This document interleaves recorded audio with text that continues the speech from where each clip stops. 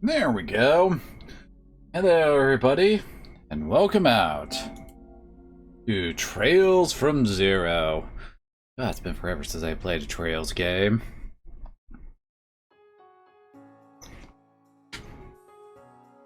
Funnily enough, I have actually played this one. Mind you, well, we never really got this one in English. It's a mid-quel game that we really should have gotten between Skies and Cold Steel. But for some reason, they decided not to bring Zero and Azure over, even though they take place... From Zero takes place a bit before Cold Steel, but Zero happens kinda subsequently with the first Cold Steel game. And a bit into the second one.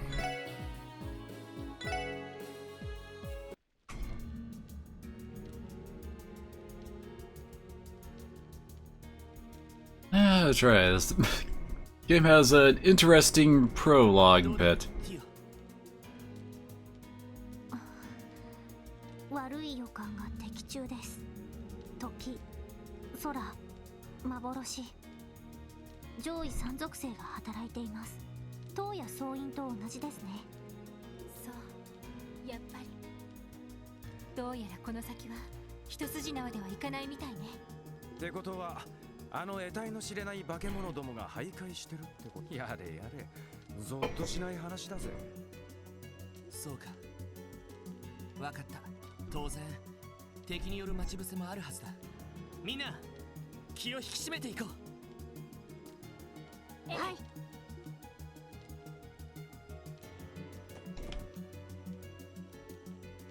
I don't remember what triangle does in the there we go.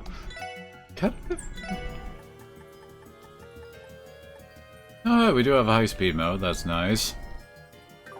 Yeah, they didn't actually get English voice acting for this game. Interesting.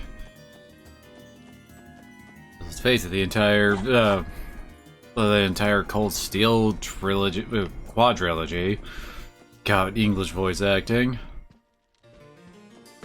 I guess this is an older game.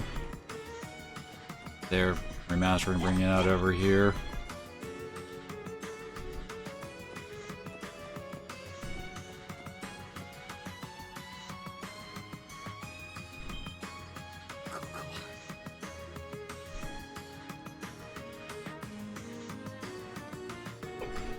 Trying to remember how much voice acting there was in the original Zero.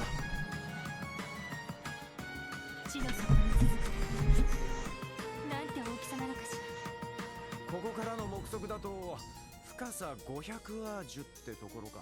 やれやれ、こいつは骨が折れそうだぜ。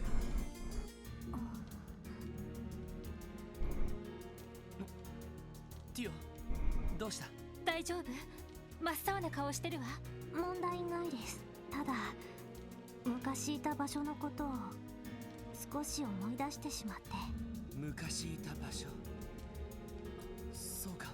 共和国の西端にあったっていう連中の拠点のことだな。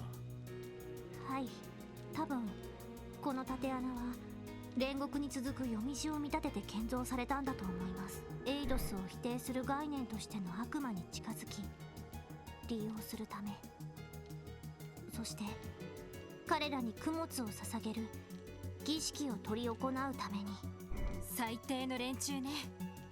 はっ、道理で神気臭い匂いがするわけだ。だったら俺たちの仕事は一つだけだ。俺たちの道を開いてくれた人たちのためにも、そして俺たちの帰りを待っているあの子のその神気臭い幻想を叩き壊して、日の光の下に引きずり出してやれ。もう誰も辛くて悲しい思いをしなくて済むように。たく、熱血野郎と言いたいところだが、今回ばかりはそいつに一口乗らせてもらうぜ。私も乗った。敵は全てを影から操っていた得体の知れない雲のような存在。でも今の私たちならきっと届くことができるはずよ。はい、絶対に負けません。よし、それじゃ行こう。クロスベル警察特務支援課所属ロイド・バニックス以下4名。これより事件解決のため強制潜入捜査を開始する。見つけて。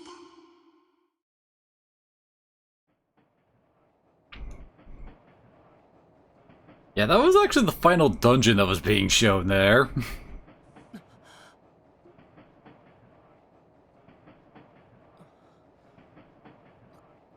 ここはそっか、そうだった。おじさんたちに挨拶して荷物を送ってくる。列車に乗って、それであなた大丈夫？目が覚めたようじゃな。うなされておったが、どこか具合でも悪いのかね。 Sorry, there's just so much foreshadowing. ちょっと寝不足だっただけで、なんだか変な夢を見ていたみたいだ。はは、変な夢か。もしや色っぽい女子どもに迫られてあたふたする夢でも見てたかな。いや、そんないい夢じゃなかった気が。もうおじいさん、若い人をからかっちゃダメですよ。そうだ、眠気覚ましに冷たいレモネードでもいかが？凍らせたものを水筒に入れて持ってきているの。それじゃ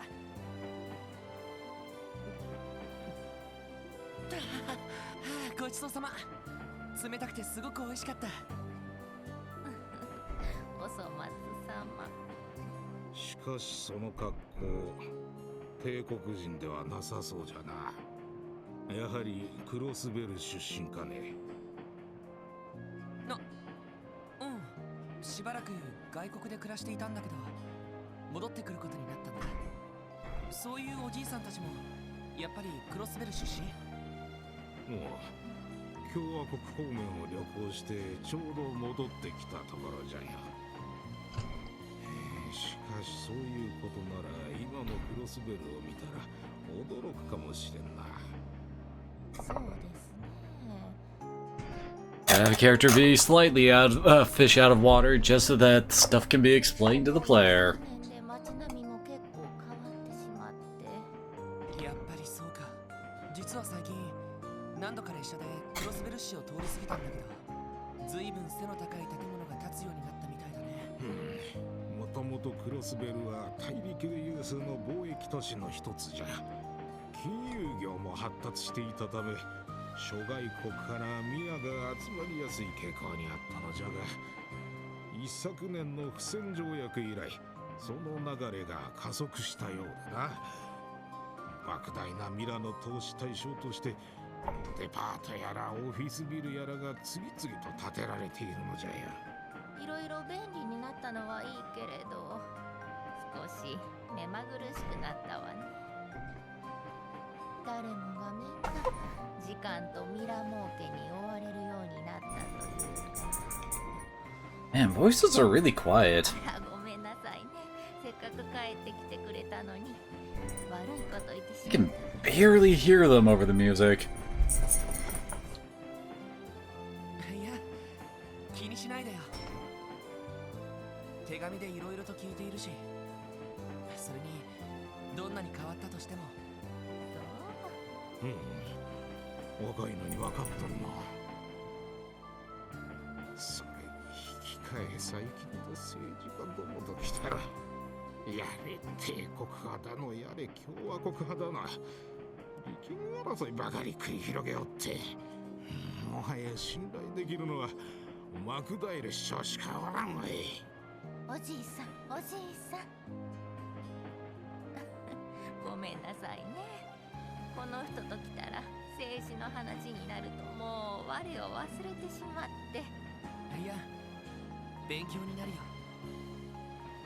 外国でもクロスベルタイムズは取り寄せていたんだけど、実際に話を聞いてみないと本当のところはわからないから。お前さんもクロスベルタイムズの愛読者か。多少ミーハーなところもあるが、なかなかいい記事を書く雑誌じゃろ。少し自治州行政の問題点に突っ込んでほしいところではが。なるほど、やっぱりいろいろあるみたいだね。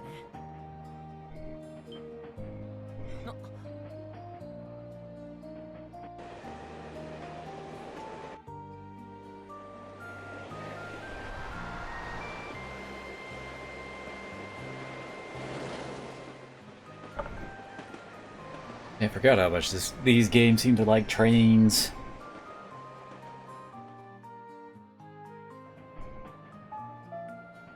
乗客の皆様にお伝え、間もなくクロスベル自治州、クロスリベール、レミフェリア各方面への定期飛行船をご利用のお客様はお乗り換えください。 Hey, we know Liberal from Trails in the Sky. 当列車はクロスベル駅にて30分ほど停車させていただきます。エレボニア方面に向かわれる方は入国申請書をご記入の上、到着のようじゃな。帝国軍人の顔など見たくもないし、とっとと支度をするとしようか。そうだね、あれから3年か。セシルネーとは何度か動力通信で話してるけど、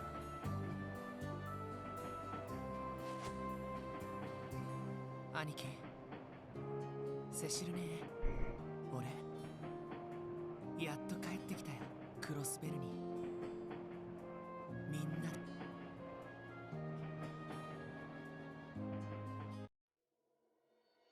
生きてるその意味を探し続ける、それが生きることさ。きっと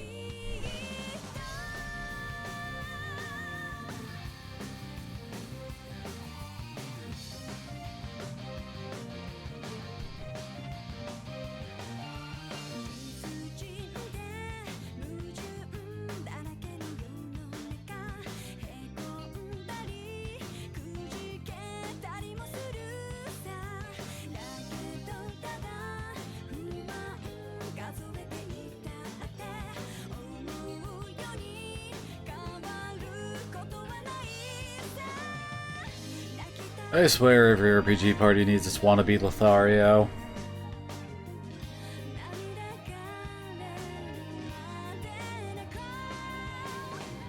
壁にぶち当たる時は別な道行けばいいから。いつかは尽きる命だから今を諦めずにあがけ。生きてるその意味を探し続ける、それが生きることさ。きっと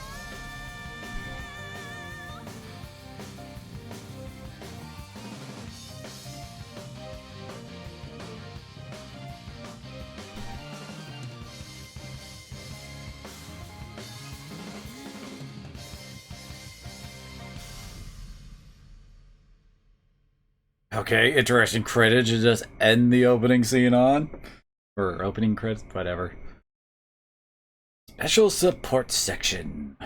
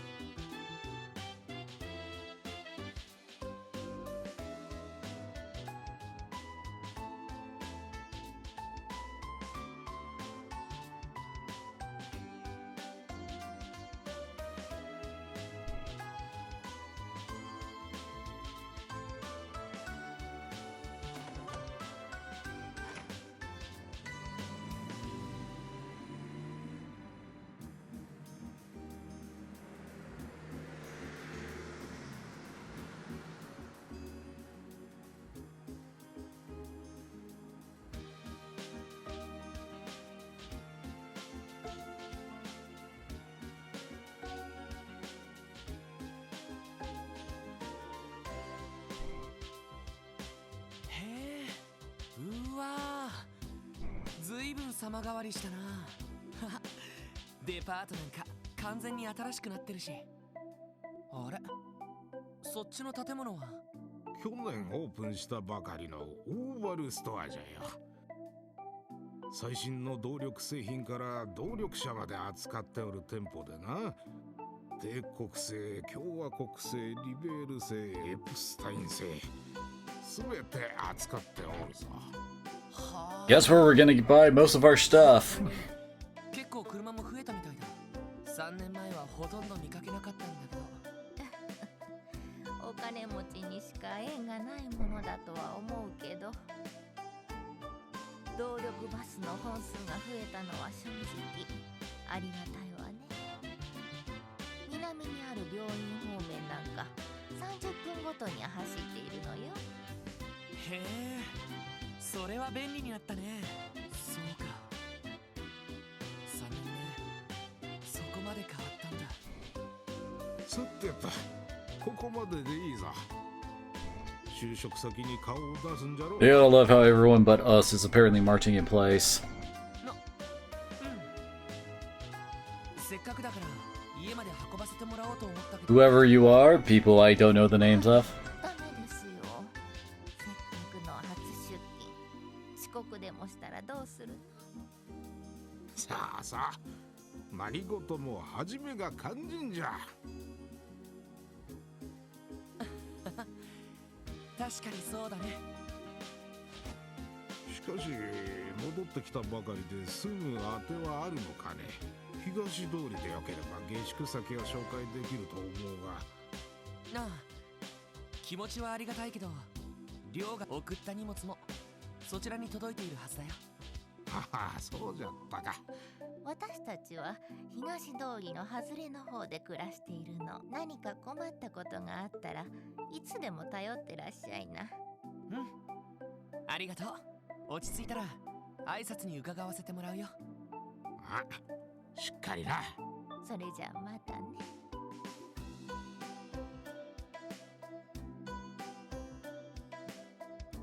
Bye, random people. I think we can run into them, but they never, like, really become important until later.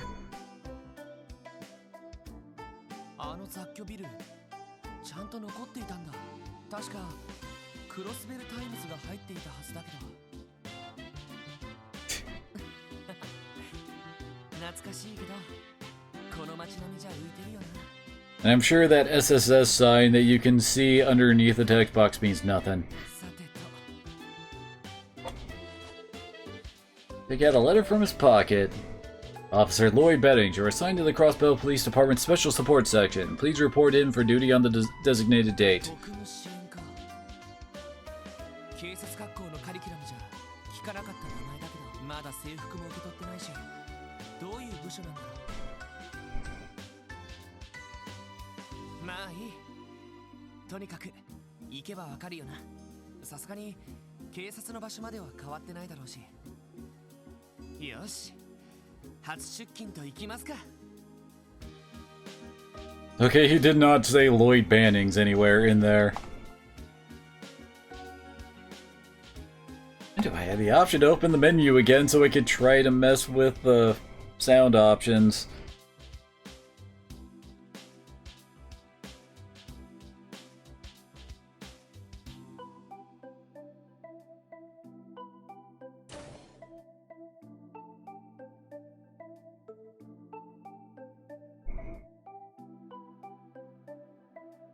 「クロスベル警察」。前にもここが今日から俺の職場になるんだな。さてと、まずは受付に挨拶しておこう。 There we go.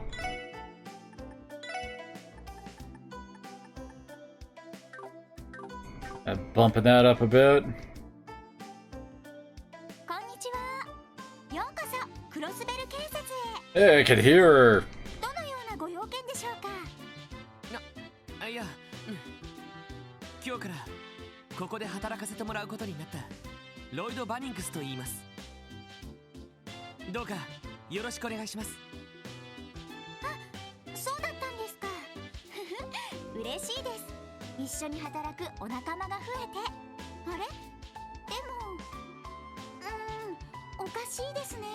今日新人の方が来るっていう連絡は受けていないんですけど、その警察本部じゃなくて警備隊の方ではないですよね。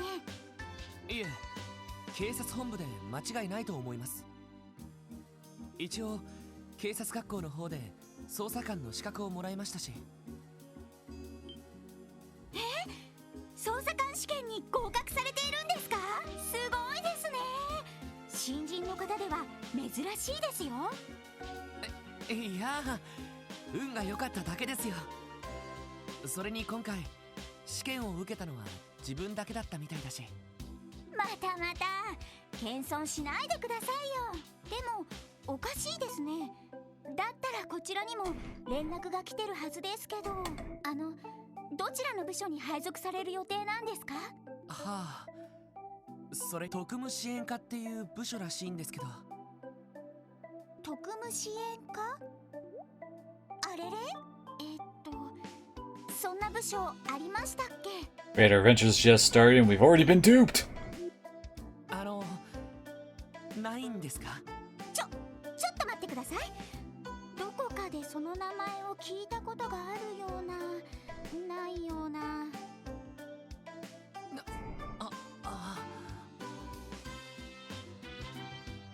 おお、来やがったか。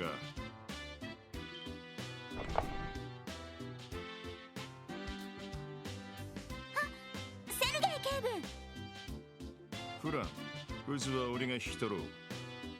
うちの新人なんでな。なるほど。警部が立ち上げた新部署の名前だったんですね。ああ、よろしく頼むわ。ま、半年も経たないうちに亡くなってるかもしれんがな。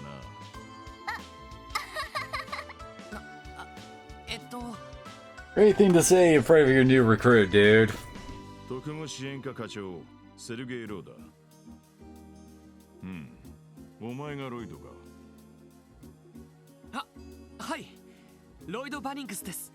クロスベル警察特務支援課への着任を報告させて。ああ、それはまだいい。着任報告をするのはまだ早いと言っている。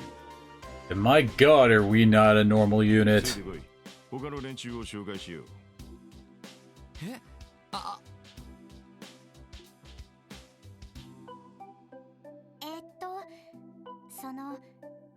頑張ってくださいね。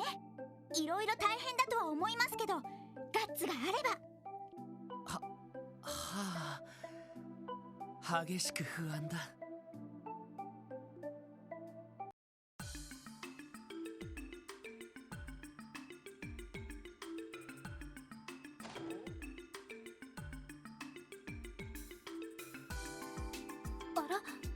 おっと、おいでなすったようだな。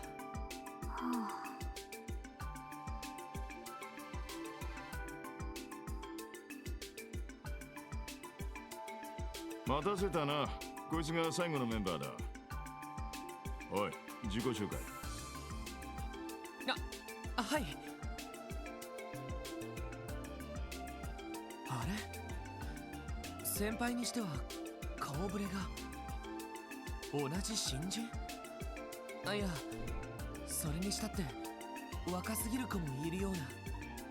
おい、どうした？名前と出身だけでいい。すみません。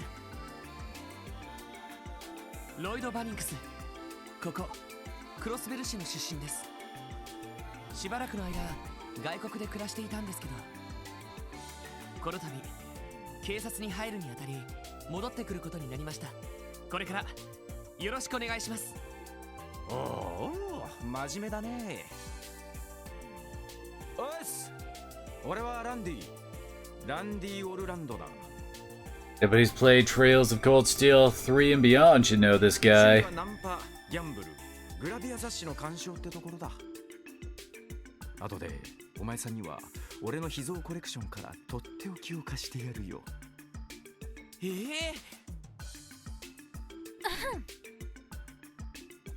はじめまして、エリー・マクダールです。あなたと同じクロスベル市の出身です。よろしくお願いしますね。ああ、 You've heard her last name before. ティオプラトレマン自治州から来ました。よろしく。よろしく。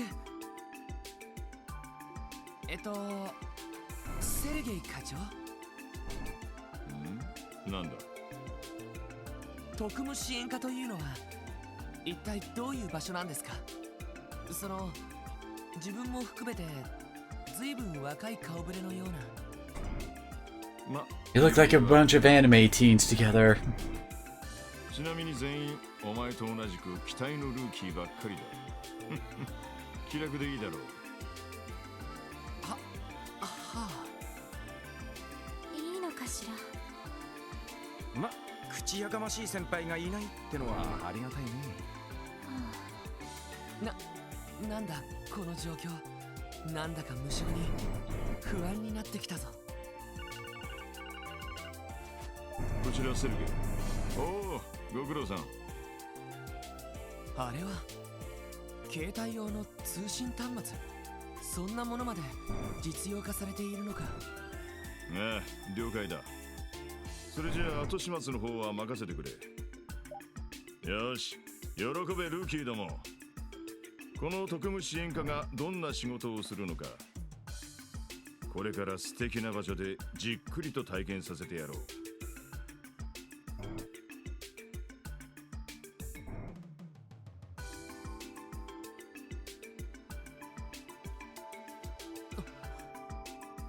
駅前通りの外れ、一体何があるのかしら。後始末とか We gotta have ourselves a tutorial dungeon. まさか資材を片付けろとか言うんじゃないだろうな。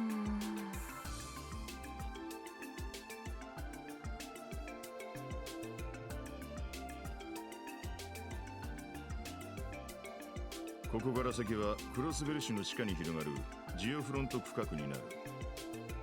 今からこの中に潜ってもらう。潜るって。おいおい、どういうことっすか？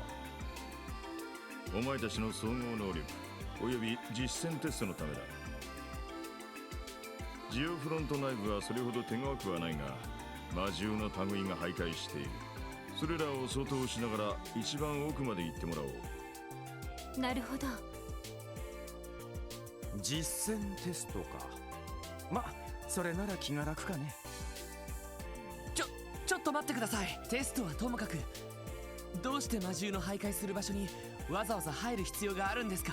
警備隊じゃあるまいし。確かに普通は捜査官の仕事じゃないだろう。だが特務支援課に所属するメンバーは話が別だ。ね。詳しい説明は後だ。まずはこいつを受け取れ。I gave a handheld device to each of the Triple S members. これは新型の戦術オーブメント。へえ、ずいぶん洒落たデザインだな。第5世代戦術オーブメント、通称エニグマ。 Precursor to the Arcus in the Cold Steel 実戦 games. 配備ですか。ああ、財団の方から先日届いたばかりの新品だ。お前たちの適性に合わせてすでに調整もされている。使い方はティオ、お前がレクチャーしてやれ。面倒だけど了解です。新型用のクォーツはありますか？ああ、少ないが受け取れ。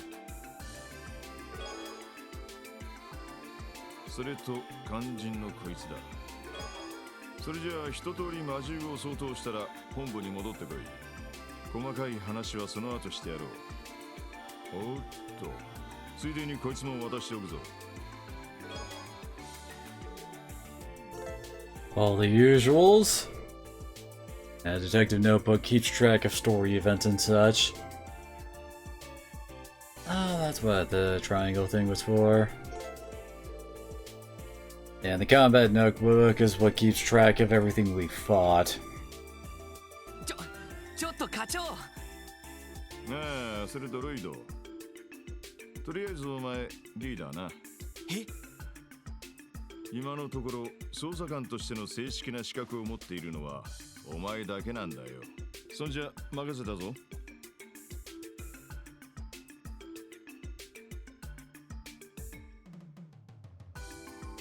ははは、押し付けられちまったな。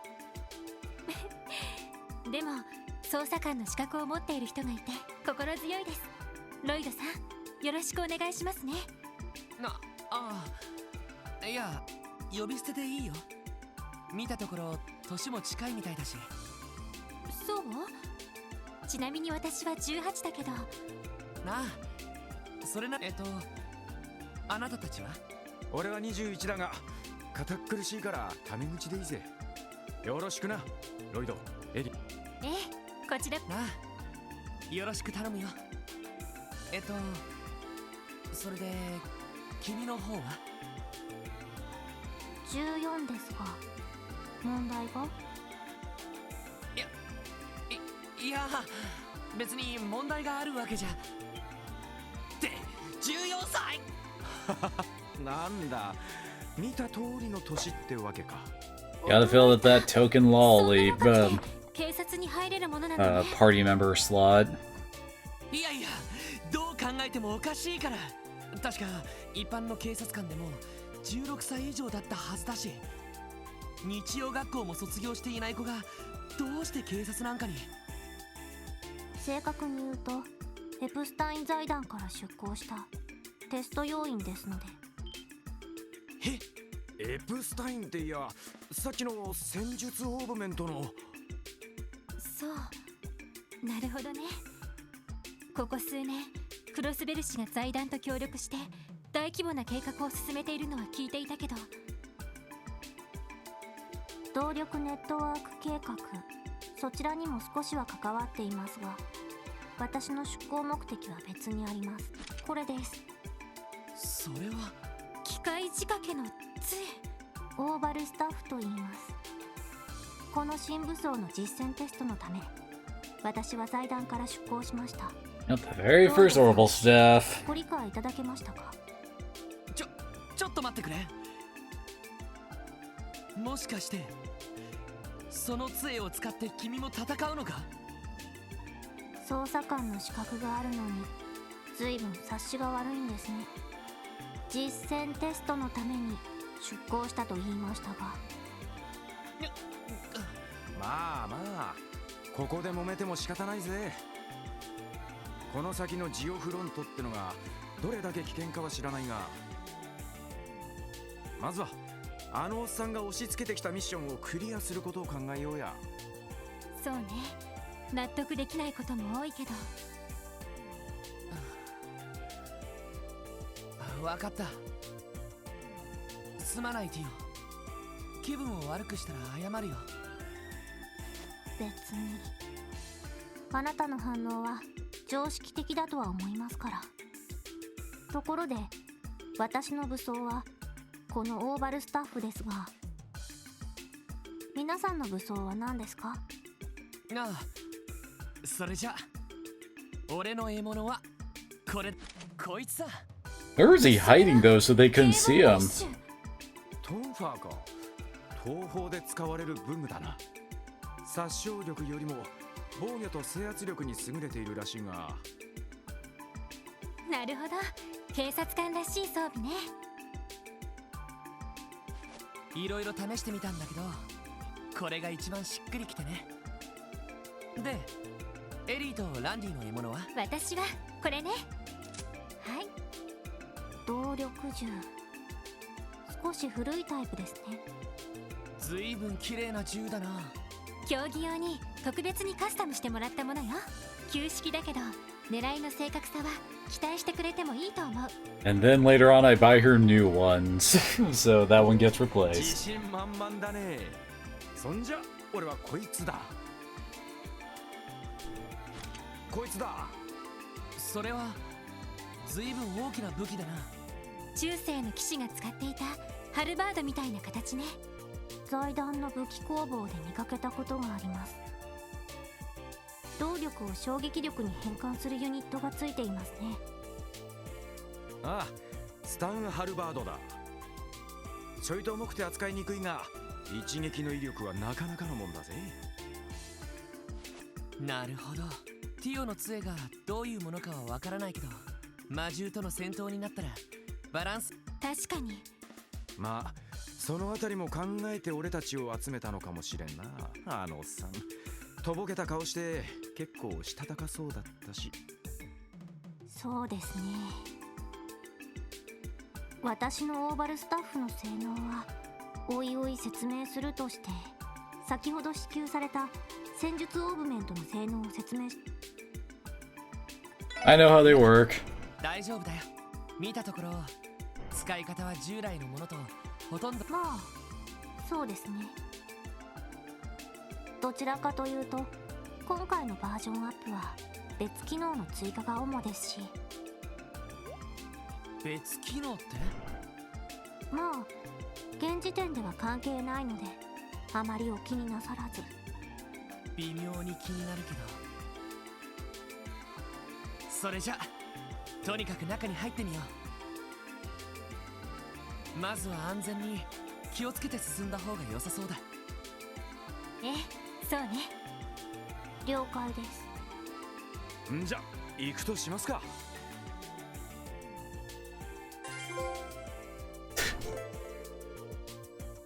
Oh yeah, that's right. This game did actually have achievements for it in the PSP version.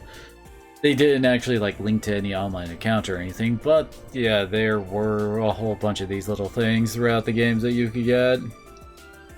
Remember if we could actually get anything out of that though. Oh yes, here's a list of the different arts you can learn. And the quartzes. Where will we actually find that?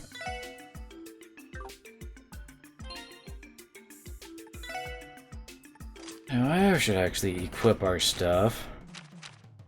Oh yeah, that's right.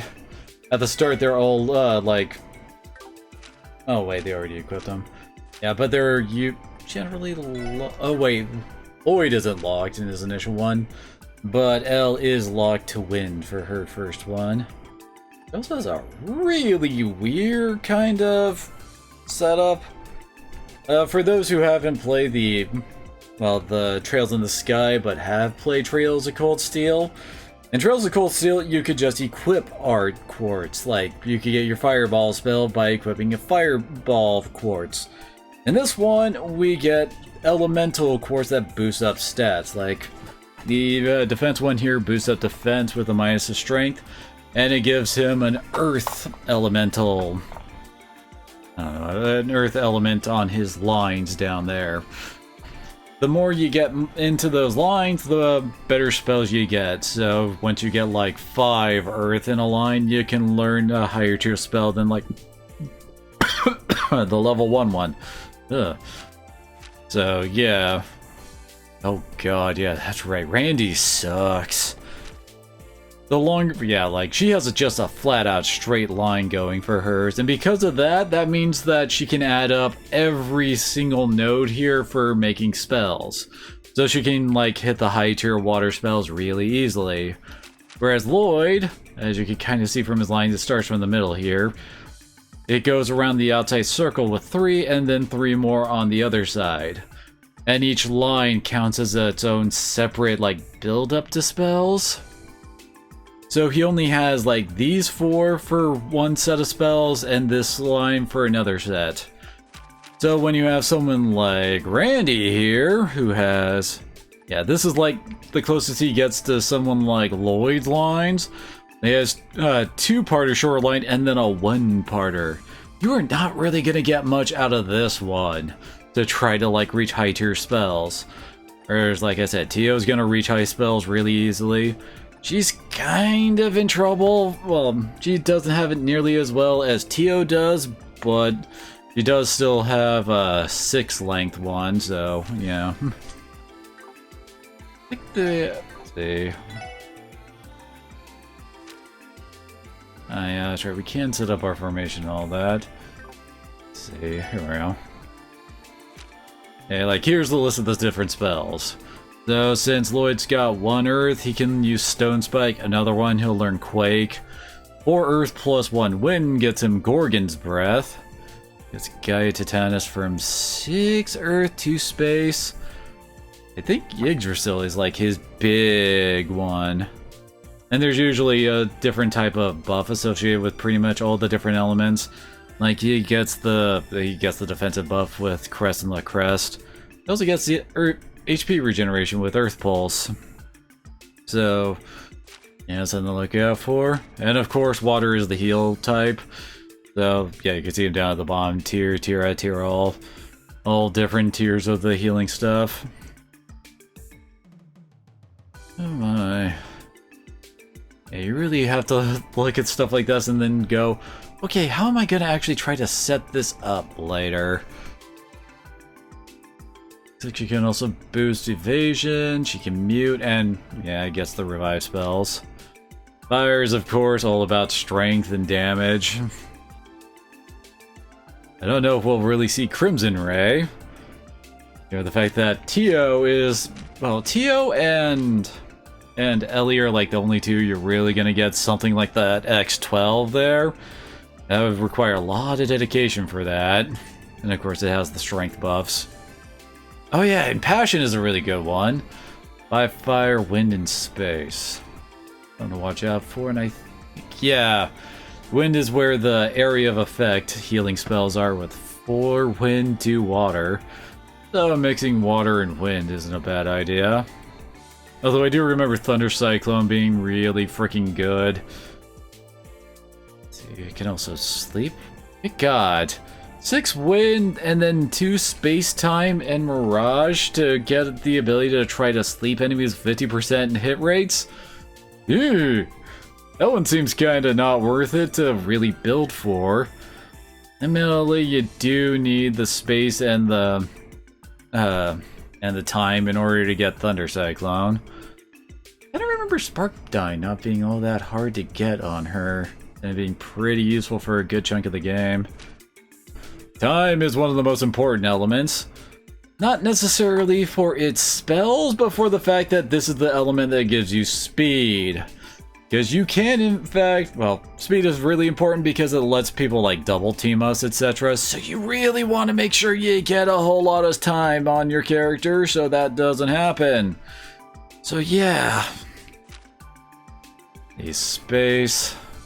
Or space kind of sucking in this one. I don't remember using it very much at least. I guess 2 space lets you recover everyone's stat downs. Also got the art attack and defense buff. And art reflect. 10 space, 8 water for the big heal. Revive and heal to everybody. Oh my. Is it that? No, wait. That kind of looks like it would be hard to get Last Disaster lined up with Celestial. Mirage is one of the funky ones. It like... I don't know how to put it. Like, usually, like, yeah, like Galleon Tower for stuff like Blind and Confuse. I think it's the only option we have for Confusion and all that. It also has the mixed strength defense buff. Yeah, I could actually get that set up on Randy, since he is the strength guy. I don't remember using stealth very much. Confuse lower... I think that means it's Lunar Craze ability will confuse everybody lower level than the caster, probably. And then they give us a list of all the different things we can equip. You can kind of see how they help add things up. Like, Defense 3 there gives 5 on the Earth line. So that would definitely help out things quite a bit, but we won't be seeing stuff like that for a while. We're basically gonna be with like the 1s and maybe 2 for quite a while. And yeah, you can also kind of see like what kind of stuff each of the different like quartz types will be focusing around. The fence is pretty nice. Well, if you're trying to make a tank character, they also get poison and petrification. Petrify is handy. I mean, it is basically instant death. It also has a, well, I mean, it's basically the defensive one.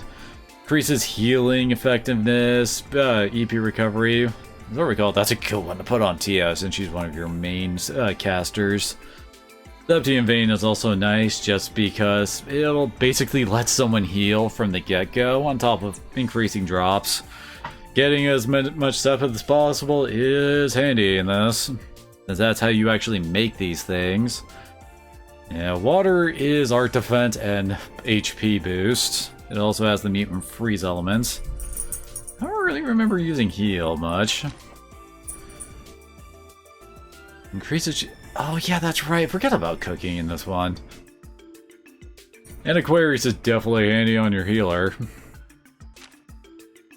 And of course, fire is our strength one.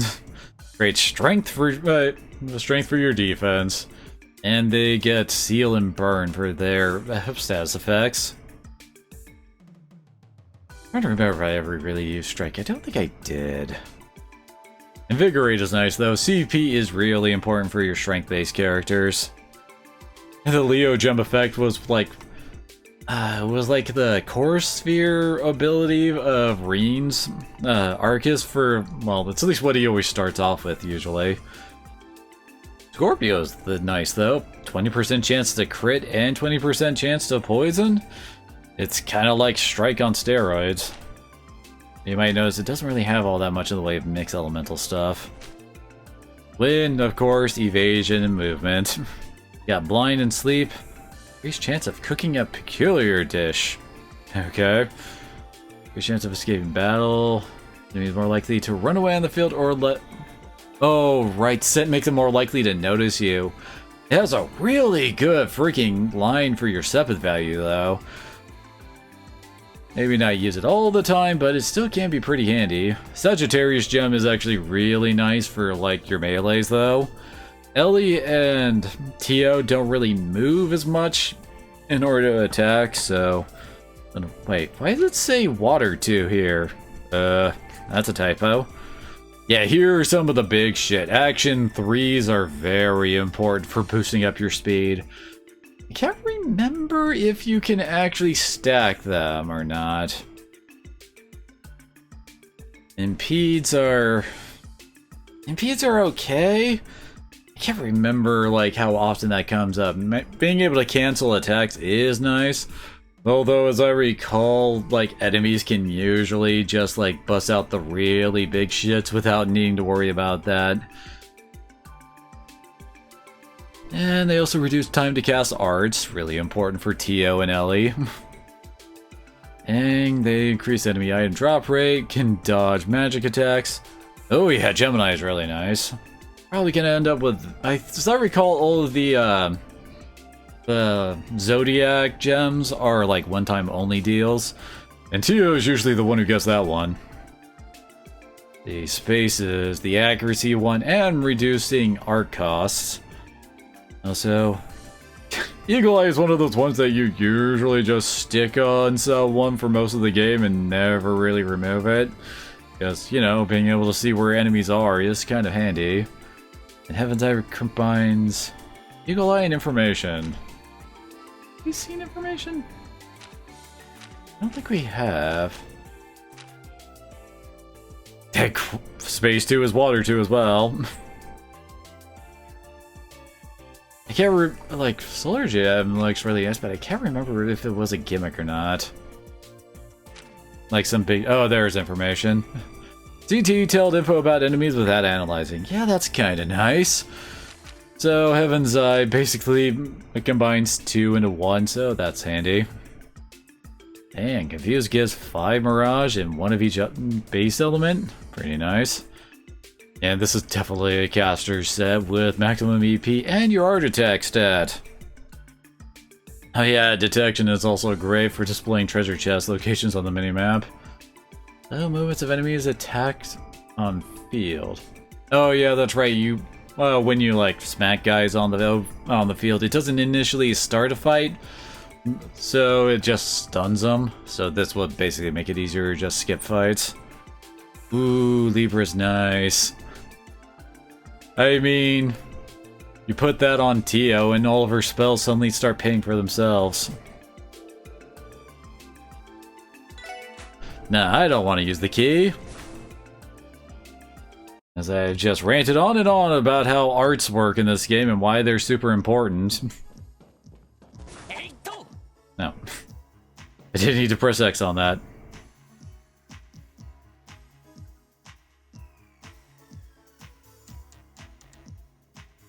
ここがジオフロント。話には聞いていたけど、こんな場所が都市の地下に広がっていたなんて。おお、たまげたな。中世の地下水道あたりが残っている場所かと思ったが。データベースの記録によると、20年前の都市計画と同時に建造が開始された場所らしいです。上水道、下水道、ゴミ処理施設に加え、動力ケーブルや各種プラントなども後から増設されたようですね。いや、これは確かに予想外の場所だったかもしれない。しかしこの上は確か中央広場あたりになるんだよな。その下に魔獣が徘徊しているのか。普段は封鎖されているため都市に現れることはありませんが、たまに工事現場の作業員の方々が襲われて怪我をすることがあるようです。ですが現在警察の方では対処しきれていないみたいですね。そうか。そのための特務支援課ということかしら。ま、それならそれで分かりやすくていいけどな。状況は分かった。Randy ain't exactly big thinking type characters. 捜査官の役目かどうかはともかく、必要な仕事であるのは確かみたいだ。テストであるかどうかは別にして、きちんとやり遂げておこう。おお、真面目だね。でも確かにそうね。一つ一つ基本を確かめながら確実に進んでいきましょう。了解です。Found in dangerous areas is an orbit charging station. You'll recover HP and EP by inspecting and selecting rest. The part is in critical condition. Try using these to get them back in fighting shape. If you ever find yourselves in a pinch, just come back here and heal up. And the... Oh, we don't... Could have sworn they were used for the save points in the PSP version. But then again, we are allowed to save whenever. Here we go. Yeah, this is where we can see our different achievements. And they do all have a point value to them. Well, anyway about this. Basically, this game kind of has the like Tales of the Abyss kind of grade system thing going on, where as you, I gotta remember how this goes. Didn't get from mind.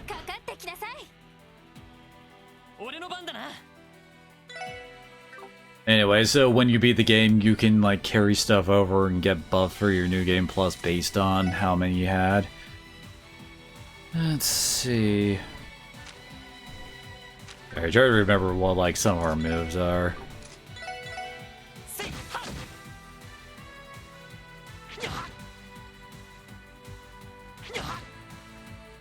Well, they went and attacked my tank, just as planned, right?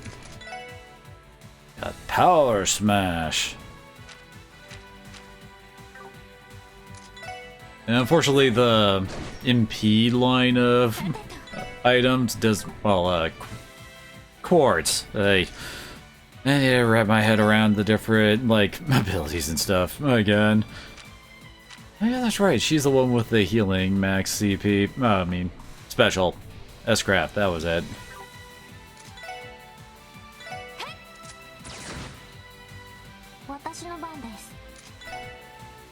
She's got Icicle Edge and Recover. As I recall, yeah, hers actually counts as an AoE attack. She's got enough for his first craft. Yeah, with his you can actually place wherever it is. Set ones like this are always very nice, just because you can put them down wherever you want to try to catch as many enemies as possible instead of just only being able to target an enemy.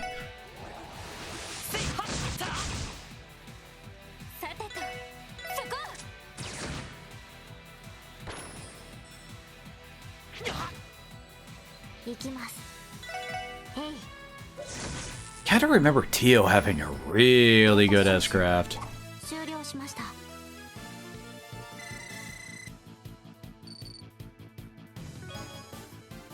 I'm not entirely certain what's up with the support member stuff at the bottom there, because as I recall, we're basically gonna be stuck with these people for the pretty much all the game. Guess that's for when we have guest characters. I know we do occasionally, I do.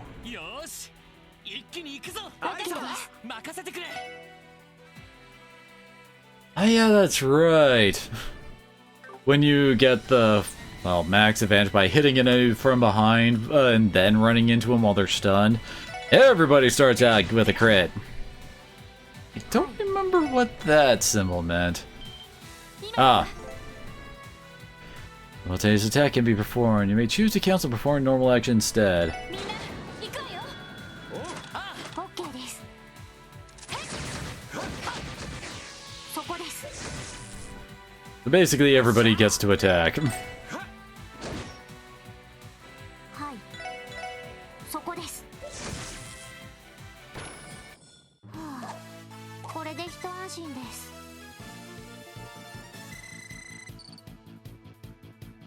You really aren't getting that much, Sepith.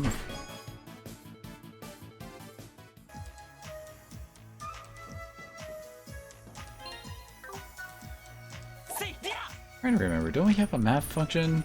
It's not.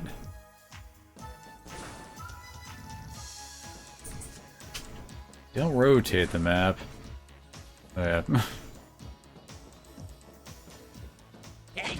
Sorry, my brain was trying to comprehend some of the stuff I knew originally.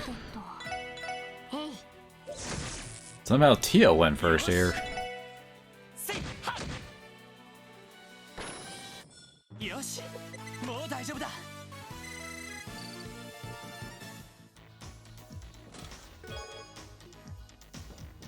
As I recall, instead of money, we primarily get, yeah, the Sepith from our fights.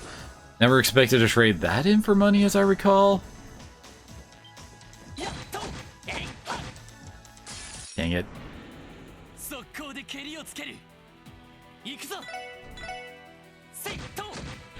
God, so many memories just came flooding back as I started hearing this music again.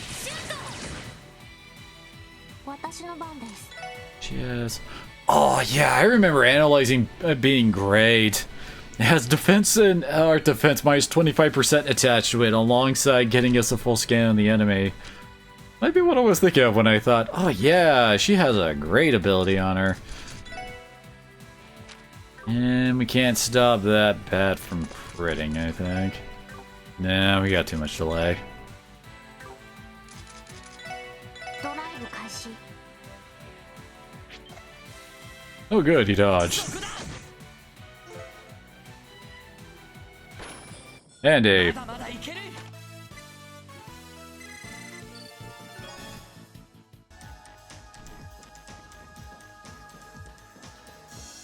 I try to remember some of the, like, food buffs you can get in this game, because I remember there being some really good ones.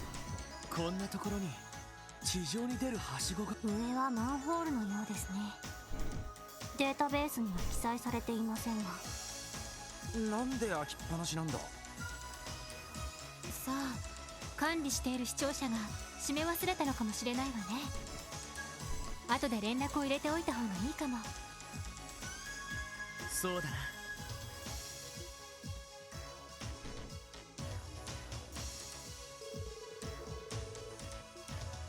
Ah, well, let's actually see exactly where. Though as I recall, there are like a few times where we have to use something like this to get around. There's like bad guys swarming the streets and all that. 行きます。 And with only a single target, it's no point in not just, you know, attacking.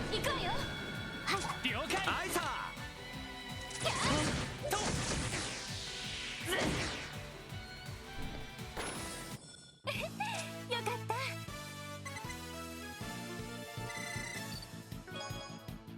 Always nice getting those. Ah, damn it.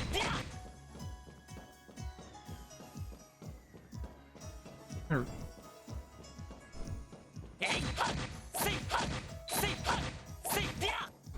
Damn it, I could have sworn I had a method where I could still, like, get behind the enemy during that.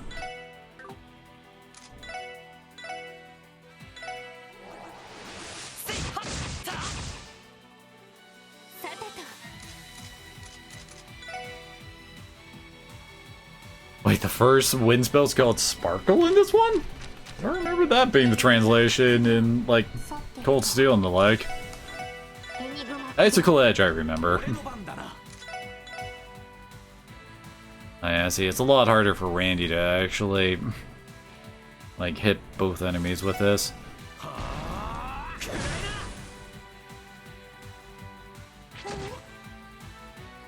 think 1808 does still work. Maybe and Pete still do that too?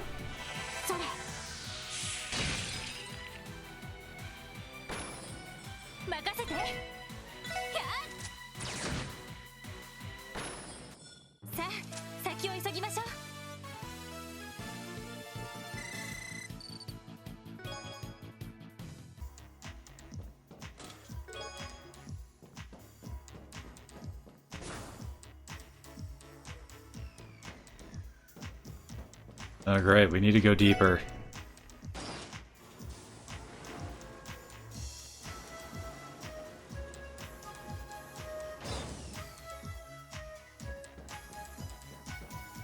Oh no, crossroads.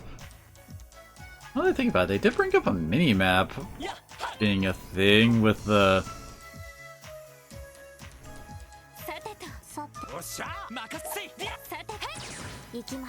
I remember it was actually easier to get, like, back attacks with the others or not.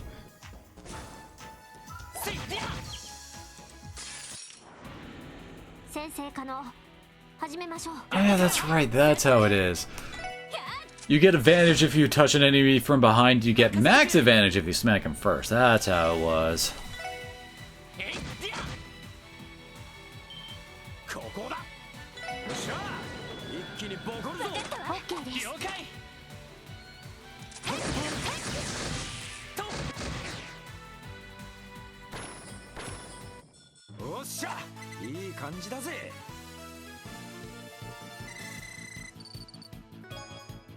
We're almost to our first level ups.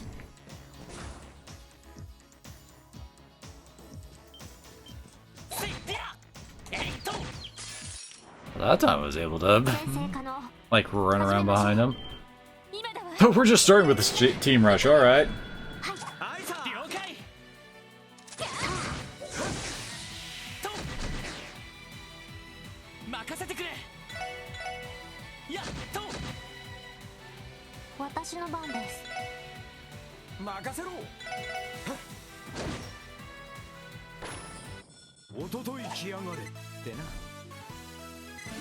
There we go.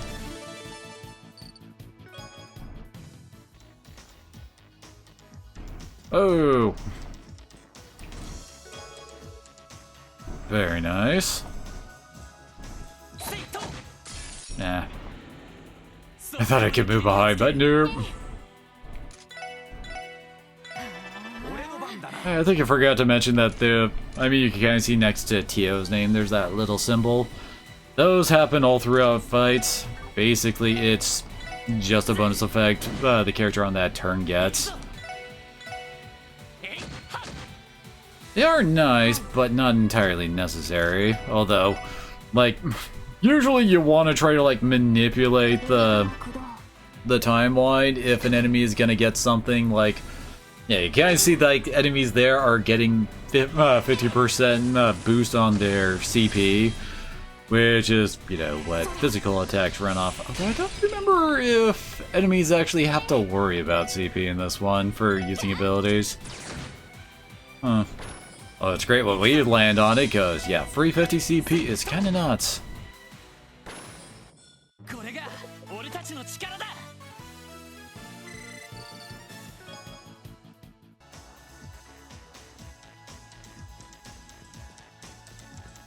Looks like this was the side route. And there's an area below that with some enemies I saw.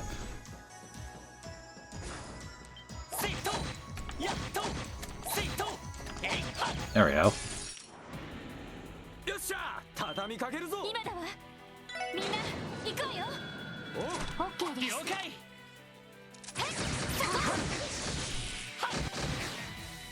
Very nice, double kill. なんとかなったわね。 Hey, free 60% XP. We got plus 20%. Well, plus 0.2? Oh, I guess? I don't know how to put it, but basically we got 20% more XP just because no one moved due to Team Rush being our first thing.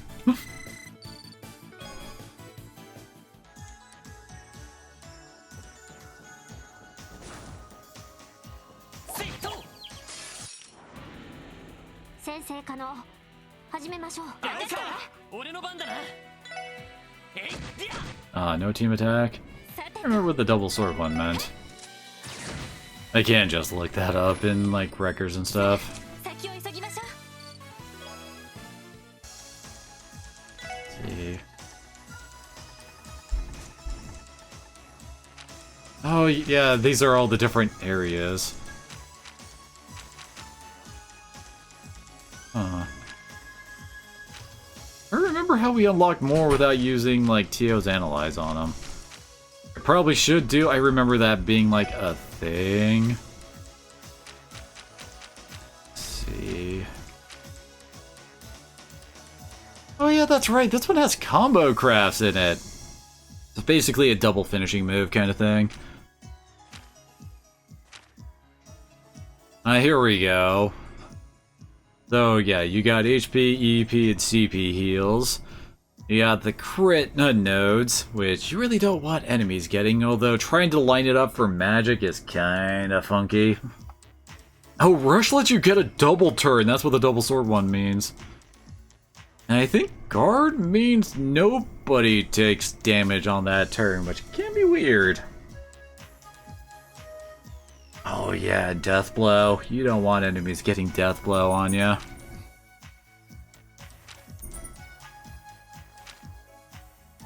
Man, I forgot how many different stat symbols there were in this game.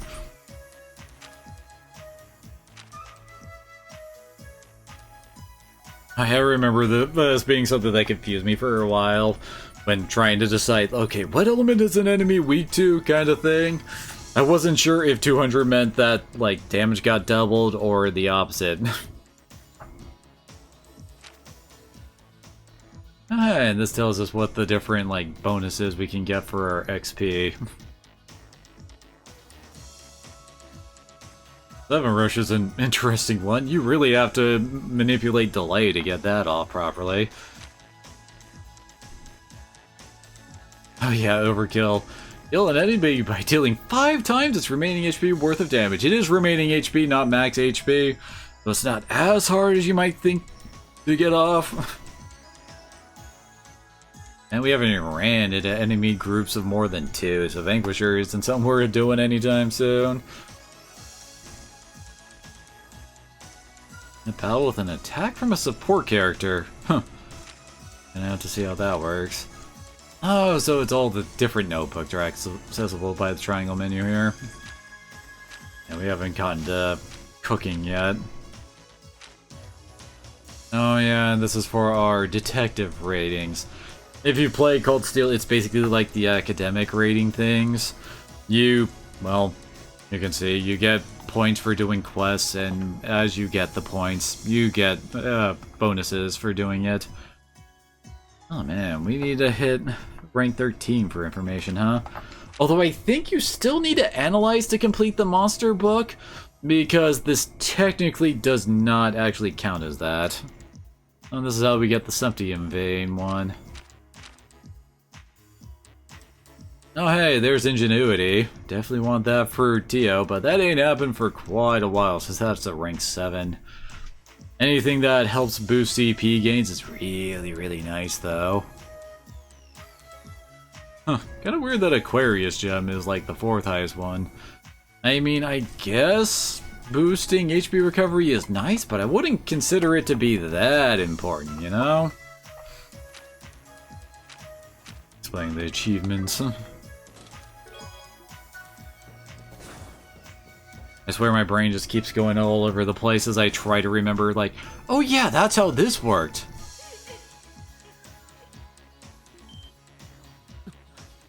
この声は子供の泣き声。おいおい、どういうことだよ。確かジオフロント内部は封鎖されてるんじゃないのか。私に言われても I ain't from here, ask those two. 公式的にそうなっているだけの話です。話は後だ。とにかく一刻も早く泣き声の主を探してみよう。ええ。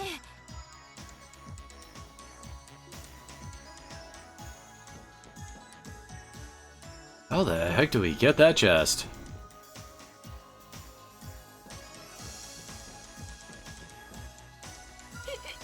Gotta love these person-sized air vents. どうしよう、このままじゃ。おーい、誰かいるのか。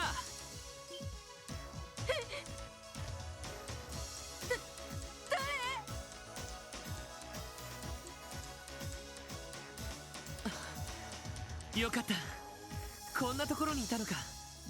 大丈夫かい？どこか怪我していないか？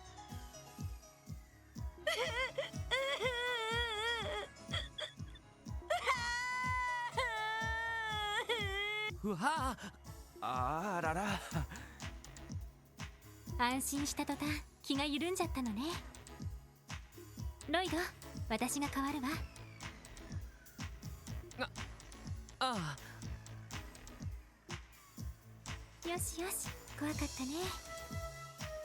もう大丈夫だから、お姉さんたちがついてるからね。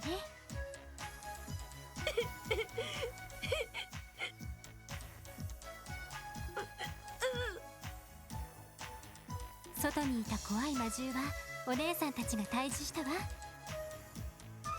ここは暗くて狭いから一旦外に出ましょう。さあ、抱っこしてあげるからしっかりと捕まっていてね。大丈夫です。 Yeah, I really hope they wouldn't put that in, given the fact that you still need to be a combat character, Ellie. そっか。男の子だもんね。名前はなんていうのかしら。アンリって言います。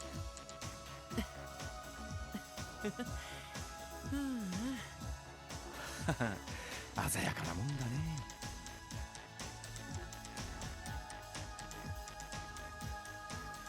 それでアンリ君、どうしてこんな場所に？鍵がかかってたはずだけど、どこから入ってきたの？僕たち中央広場の鐘のある場所で遊んでて、そこにあった蓋を開いたらはしごがあるのを見つけて、それで。 Oh, it's the manhole that we found earlier. あのマンホールから入ってきちまったわけか。あの入り口はデータベースに追記する必要がありそうですね。ちょっと待った。僕たちっていうことは他の子も一緒に入ったのか？はい、友達の龍が一緒に冒険してみようって。でも途中で怖い魔獣に見つかって逃げてるうちにはぐれちゃって。そうだったの。ねえロイド、どうする？そうだな。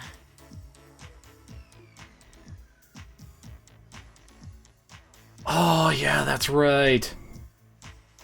You need to make the right choices here for more of that, those detective points.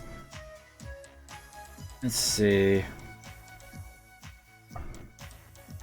This is the right option. 時間がない。この子と一緒に奥まで行こ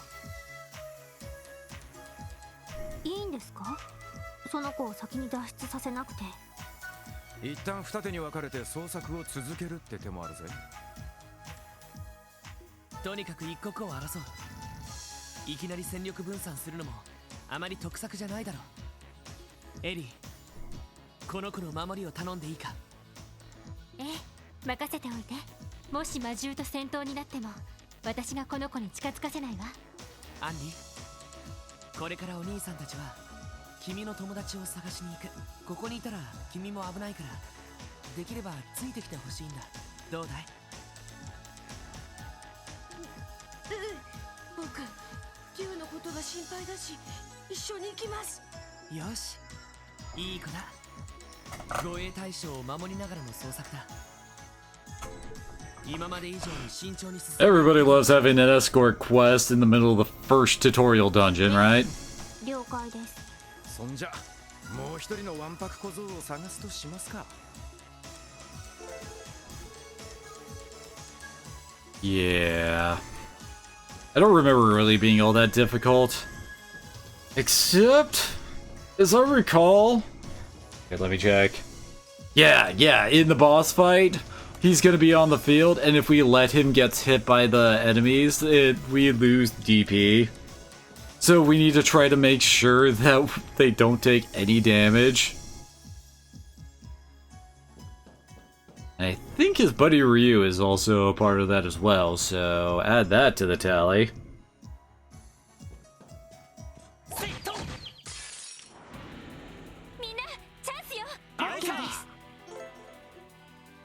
Yeah, you already told us, game.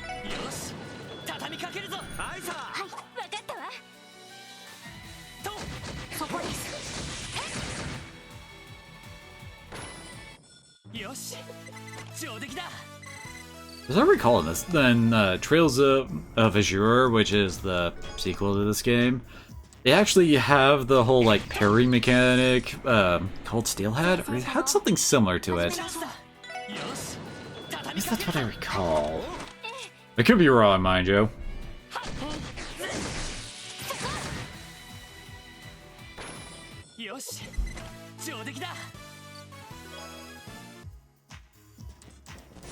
It's nice that we get the high speed modes and all that up. I think we're about to hit the boss fight. Hopefully I can do this in one go. We don't have to worry about keeping the kid safe. I forgot to keep trying to analyze and all that crap. Dang it.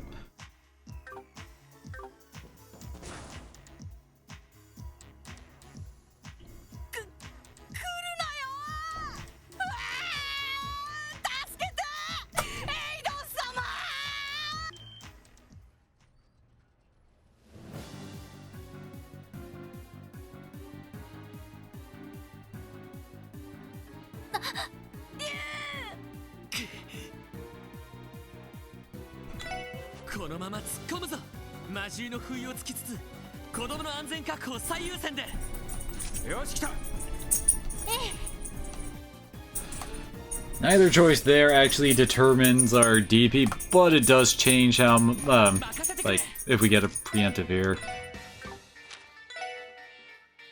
Oh, his is only single target? Oh, crap. Oh, no, wait, I should have just attacked here, and then S-braked in.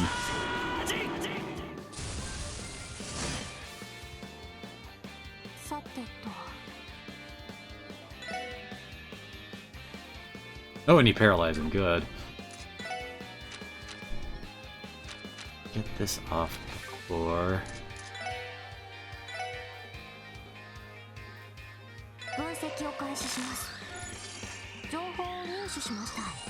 Seriously, that is so handy.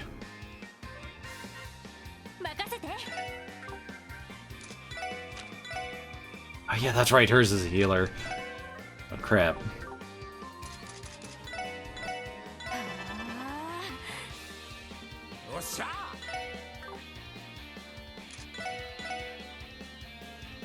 Oh, that's the only one he can smack.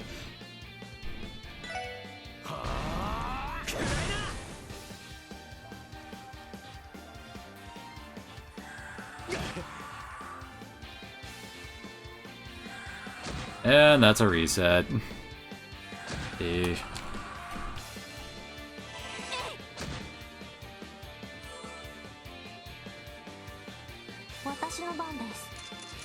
I guess we have to exit out to the menu if we want to actually reset. Yeah. Not finding a controller option for that.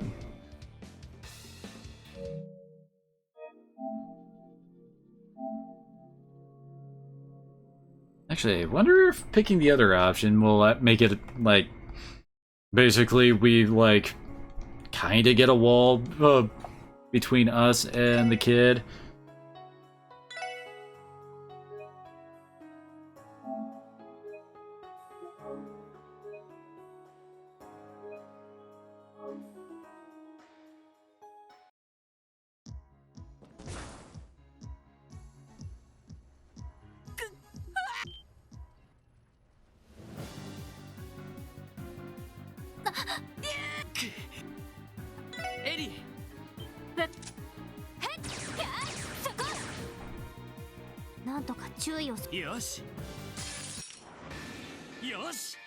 It does give him a much different formation here.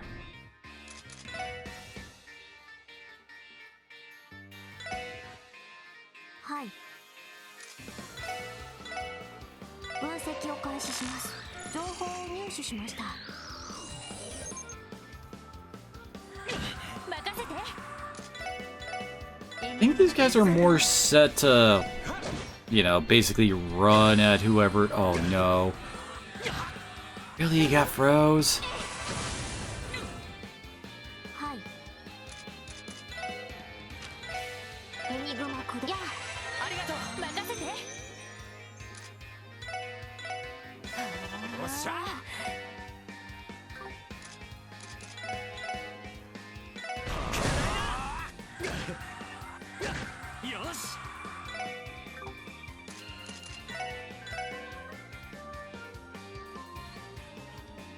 It's so hard to target something specific like this.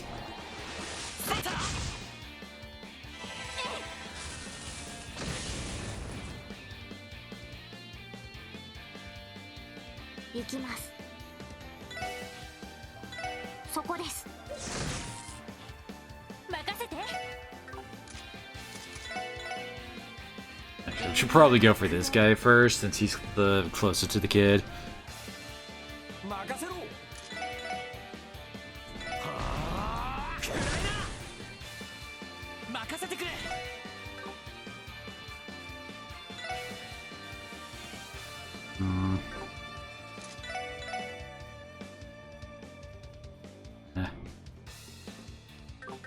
I'm not entirely certain what the best move here is for him.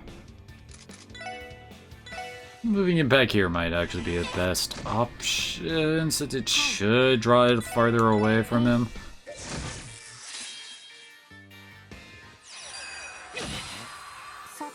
God damn it, dude.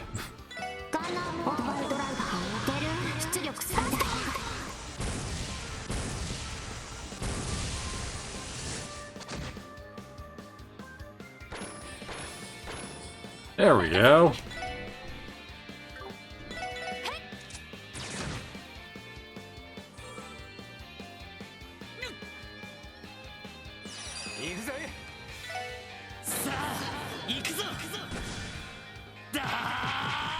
As I recall, when we sleep, like, well, at the dorm, we lose our CP.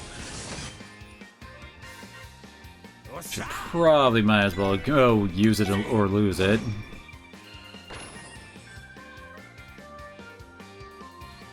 As I recall, there is like an achievement for using S breaks a certain amount of time.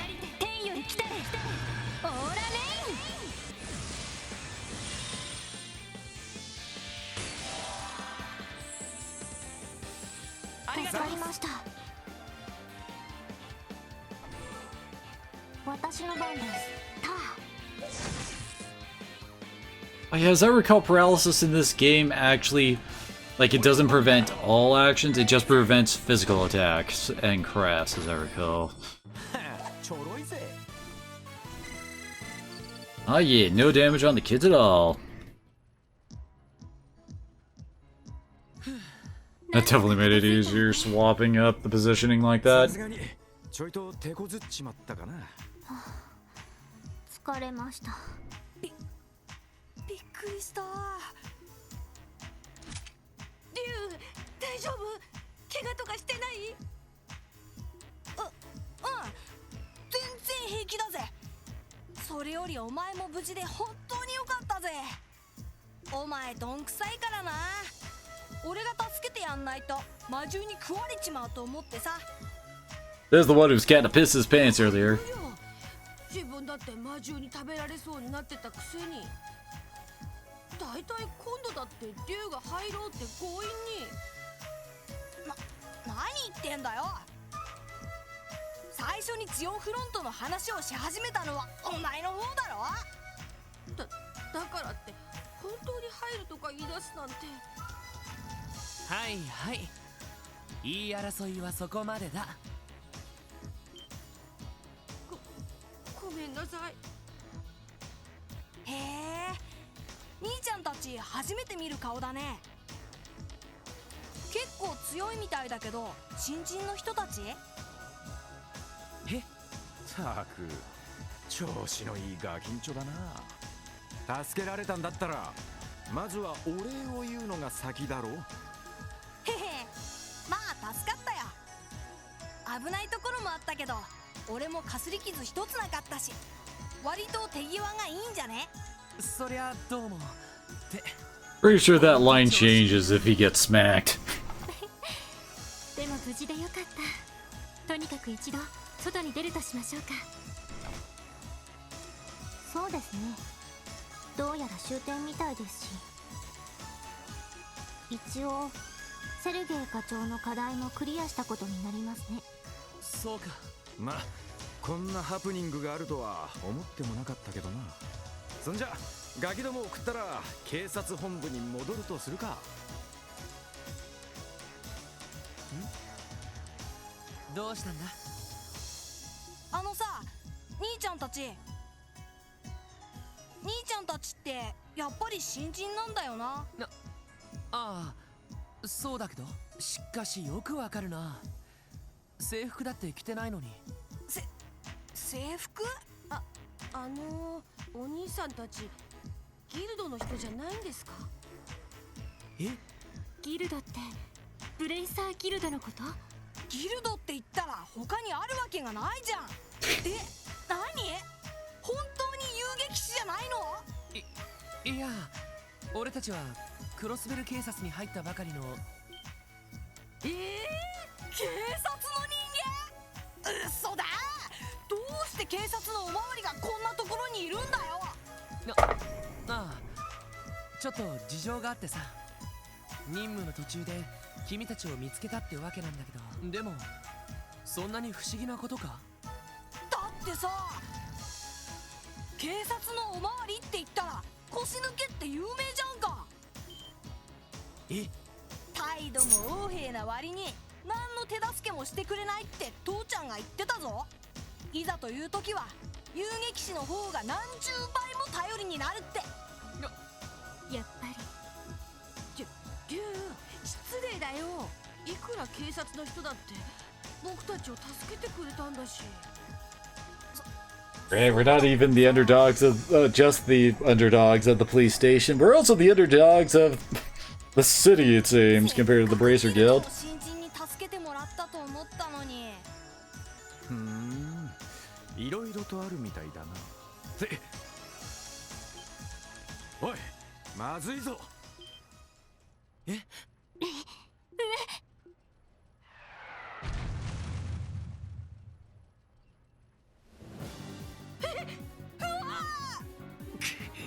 なんだこいつは。なんて大きさ。まずいです。背後の扉はロックされています。このままじゃ。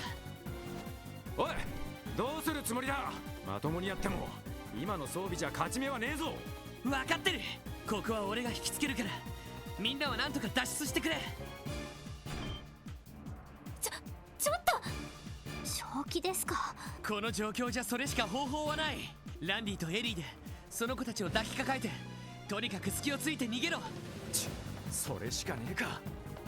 そんなやれやれ、自己犠牲も結構だが少々短絡的すぎるな。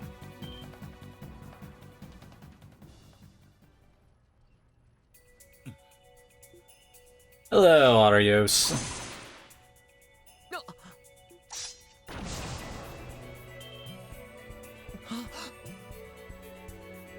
マジかよ。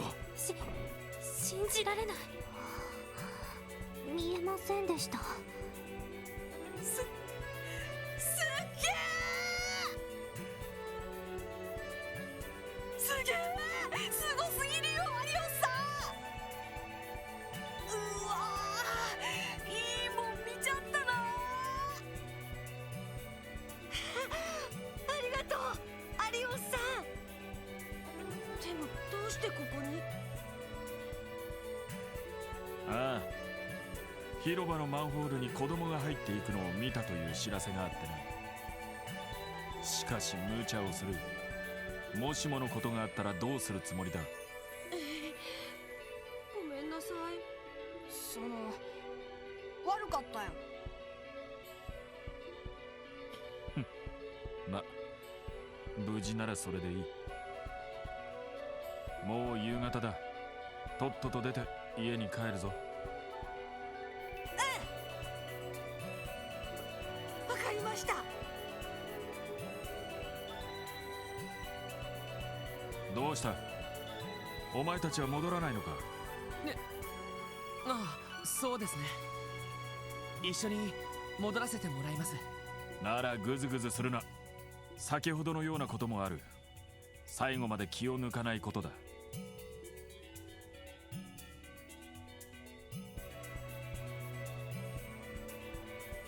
And of course now we have our classic dashing long-haired guy with a katana that's totally better than us now.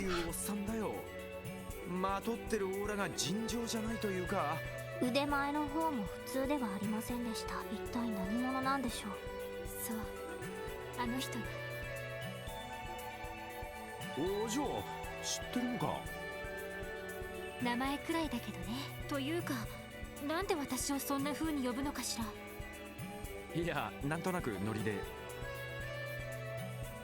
それで何者なんだよ、あの凄まじいおっさんは。ええ、多分アリオス・マクレイ。クロスベルタイムズで何度か読んだことがある遊撃士協会クロスベル支部に所属する最強の永久遊撃士。どんな依頼も完璧にこなし、市民から絶大な信頼を得ているクロスベルの真の守護神、風の牽制、アリオス・マクレインだ。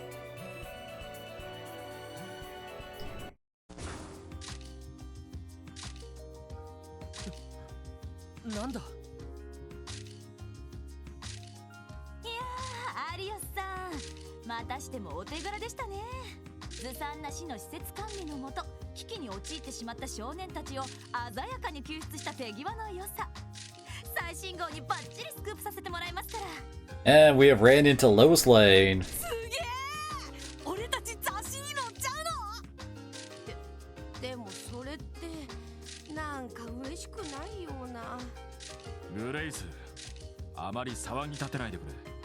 確かに市の管理も問題だが、この子たちの行動にも問題がある。偏った記事には感心しないぞ。いえいえ、あくまで読者のニーズに応えているだけですから。それに今回は面白いゲストもいるみたいですし。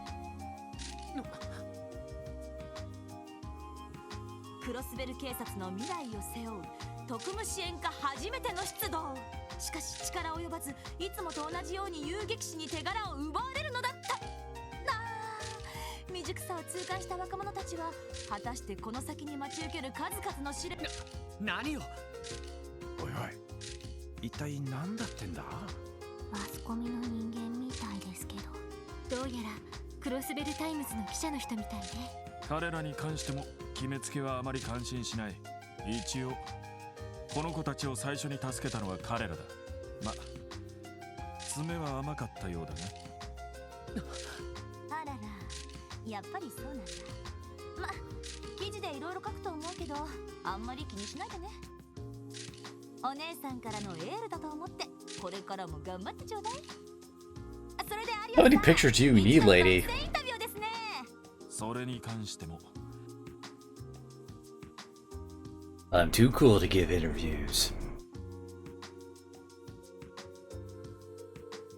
なんでしょう今の。俺たちのことをピエロに仕立てようって腹みてえだが、結構好みのお姉さんだけどちょいと癖がありそうだな。そんな問題じゃないでしょ。それでロイドどうするの？セルゲイ課長が出した課題はクリアしたし、子供たちの件についてもきちんと報告しないと。これさっきもらったもしかして通信が入ってきているのか？ええ、そこの赤いボタンを押せば通信モードに切り替わります。ああ、これか。 Didn't you know, Tio? As I recall, you're part of the team, like, developing that? Or at least testing it. ロイドさん、私です。先ほど受付でお会いした。さっきの一体どうしたんですか？それがですね、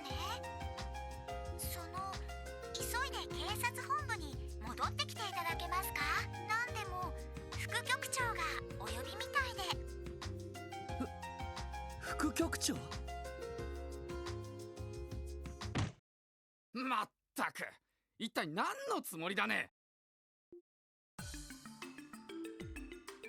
任務に関係ないことに首を突っ込んだ挙句、アリオス・マクレイに手柄を持っていかれて、おまけにそれをクロスベルタイムズにすっぱ抜かれてしまうとは。Man, how fast did she print that? いやです。うるさい、言い訳無用だ。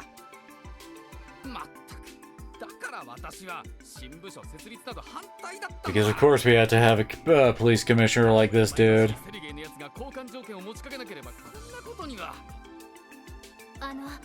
それはどういう？君たちには関係ない。いや、そうだな。部下が一人もいなくなれば、疫病神だって動きようが。君たち、悪いことは言わない。特務支援課への配属を一両日中に辞退したまえ。おいおい、どういうことっすか？意味不明です。どういうこともそのままの意味だ。どうせ半年も持たない部署だ。絶対に出世の役には立たないぞ。それどころか問題に巻き込まれて経歴を汚す可能性もある。バカバカしいとは思わないかね。ロイド君は捜査官志望だったか？ならば捜査課のどこかに回そう。他の者もそれぞれ適正に合った新しい配属先を用意しておく。なーに、悪いようにはしない。一晩じっくり考えてみたまえ。 Of course we're gonna say no to his offer, otherwise there wouldn't be a game.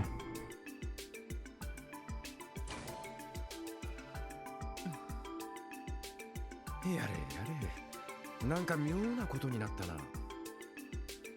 しかし配属を辞退しろと言ったって。どうやら警察内部でもいろいろとあるみたいね。噂程度には聞いていたけど。そうですね。これでは約束が違います。あら、約束って？いえ、こちらのことです。 Probably won't come up later.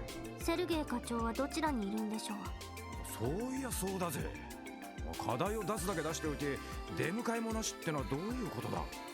代わりに嫌味な副局長ってのにネチネチ絡まれちまうし。なんだよロイド、元気ないじゃないか。配属を辞退しろっていうのがそんなにショックだったの？ああ、いや、なんだか思ってた場所と随分違っていたからさ。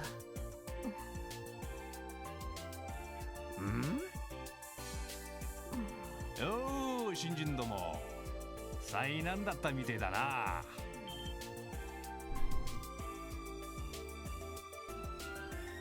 あなた方は？どの番だ？捜査二課に所属している。同じくニカのレイモンドだよ。へえ、噂には聞いてたけど、こんな小さな子までいるのか。もうはじめまして、ロイド・バニングスです。エリー・マクダイルです。ランディ・オルランド、よろしくっす。おお、ようこそクロスベル警察へ。そっか、おめえが警部？いや、なんでもね。しかし Probably not something that's gonna be coming up. だろうぜ。こんな新人どもばかり集めて市民どもの人気取りだな。え、それは一体どういうことですか？なんだまずいこと言っちまったか。いやー、しかし君たちも貧乏くじを引いちゃったよね。大変そうな割には報われなさそうだし、僕だったら辞退してるだろうな。おめえはもうちょっと根性入れた方がいいじゃねえか。今からでもセルゲイのところに預けてってもいいんだぞ。やだな、警部。And we are not popular at all. セルゲイに付き合うかどうか一応ただ無理はすんなよ。なんだったらまとめて2課で引き取ってもいいからな。どうも。それじゃ頑張ってね。あ、エリーちゃんだっけ？今度一緒に食事でもどうだい？実はいいレストランを見つけて。とっとと行くぞ。あいた、単なる社交辞令ですってば。 No, what you were is gunning for a sexual harassment workplace dispute.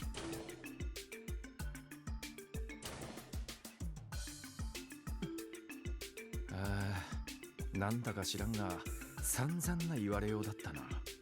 貧乏くじはともかく大変そうなのは嫌かも。とにかく課長本人から詳細を聞いてみないと。受付で聞けばどこにいるかわかるかしら。あ、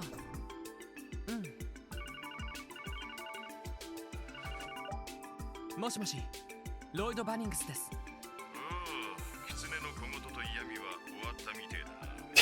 なかなかうんざりするな。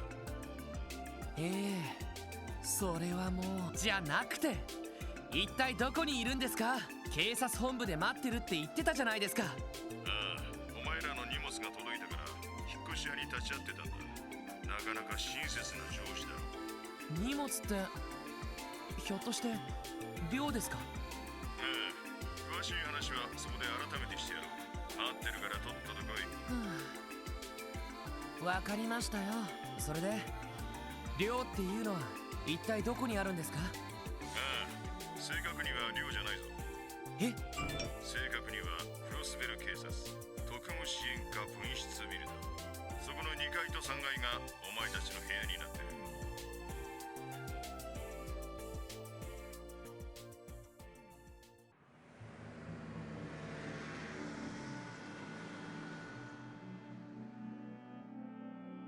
Hey, it's that building he specifically pointed out earlier. ここはなんだ、ずいぶんボロい建物だな。あっちのデパートと比べると古ぼけて見えるっていうか。築30年、取り壊し間近って感じです。本当にここが特務支援課の分室なの？ああ、間違いないとは思うけど。ああ、遅かったな。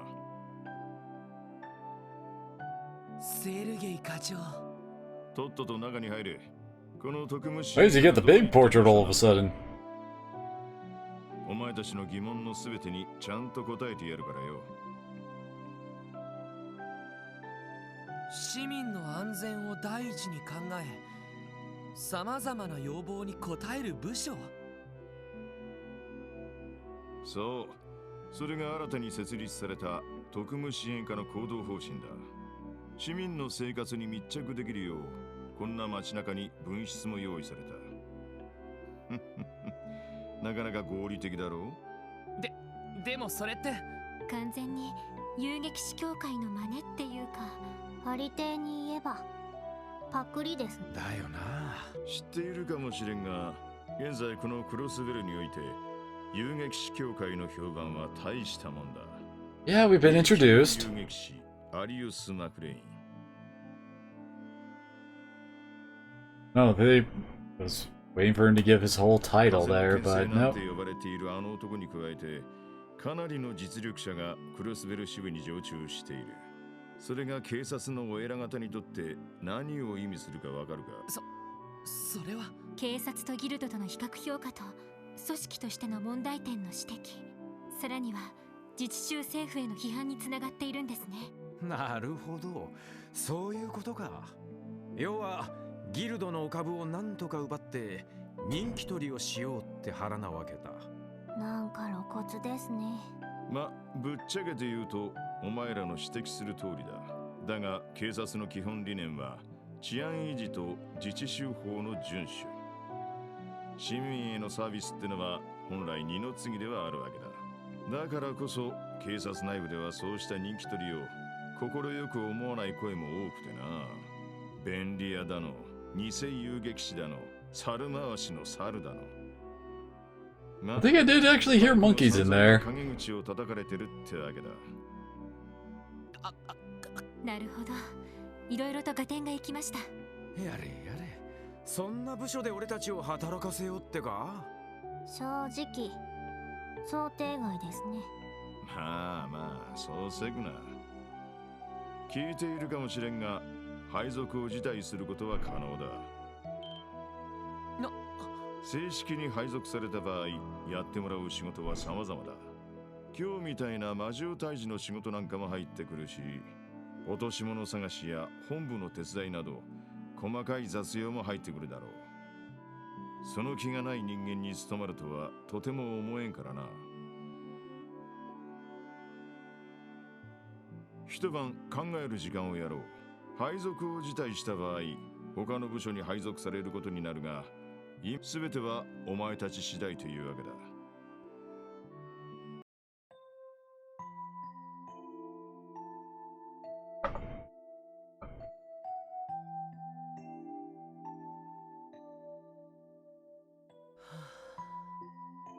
なんだかとんでもない場所に回されたみたいだな。遊撃士の真似事か。そんなことをするために警察に入ったんじゃないんだけど。兄貴が所属してたのは確か捜査一課だったよな。大事件や政治的国際的な案件を一手に引き受けるエリート集団。 Yeah, but apparently in the public eye, it's all gone to shit for them, no matter the department. 他のみんなはどうするつもりなんだろう。あの3人警察学校も出てないみたいだし、いろいろ訳ありみたいだったけど、ちょっと話を聞いてみるか。 As I recall,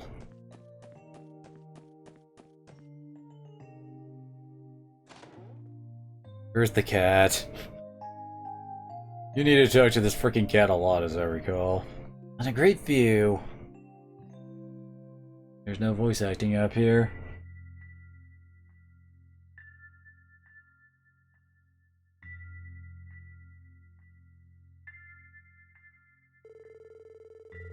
Hospital's really grown. The city where Uncle lives was by no means small, but compared to this, it doesn't hold a candle. Finally home, aren't I? Huh? There you are. A cat? Live here. Imagine you've been a tenant way longer than the special support section has. Sorry about barging into your home like this. Don't worry, it won't be long.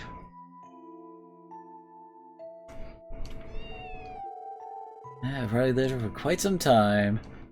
As I recall, we need to, like, give the cat fish whenever we have a chance. ここは確かエリーの部屋だったな。まだ寝てないといいけど。どなたですか？ロイドだけど、今ちょっといいかな。別にいいわよ。鍵は開いてるから入ってきて。それじゃお邪魔します。 Of course, she has the fancy room.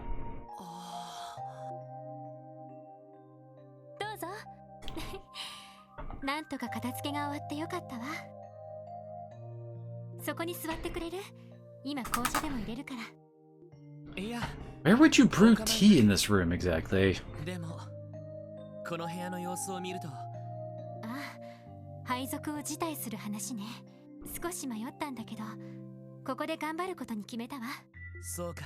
あなたの方はさすがに迷っているみたいね。でも無理もないと思うわ。この特務支援課だけど、正直無理がありすぎるもの。無理がある？話を聞く限り、いろんなしがらみや打算によってできた部署でしょ。組織としての合理性に欠けるし、目的も今一つはっきりしていない。これで成果が上がらなければ、予算の都合で本当になくなる可能性が高いんじゃないかしら。まあ普通に考えればそうだよな。でもそこまで分かって、どうしてエリーは残るんだ？何か理由でもあるのか？そうね、いろいろな歪みを観察するには割と良さそうな場所だから。え？なんちゃって。多分私はずっと警察に勤め続けることはないと思うの。そういう意味ではここが出世コースから外れてもあんまり関係がないから。そうなのか。確かエリーは警察学校には行ってなかったんだよな。どういう経緯で警察に？ありていに言うと社会勉強ね。ちなみに入る時の試験は筆記と射撃だったんだけど、どちらも満点だったから断りきれなかったみたいね。なんか聞けば聞くほど俺の場合とは違うような。あら、あなただって新人で捜査官資格を取ったのは珍しいんじゃないかしら。やっぱり事情があるんでしょ。それはここから先は正式な同僚になってからの方が良さそうね。ああ、そうだな。悪い、気を使わせたみたいだ。いえいえ。でも私個人の意見で言えば、あなたがいてくれた方が嬉しいかな。まあお互い新米だからまだまだなところもあったけど、今日だって慣れない状況でもリーダーとして頑張ってくれたし、指示も的確だったから私も安心してサポートできたもの。そう言ってくれると助かるよ。ありがとう。あとは自分なりに考えてみる。そうね。おやすみなさい、ロイド。おやすみ、エリー。 Yes, because it's Lloyd who's giving all the commands in combat. It's totally not me behind the scenes.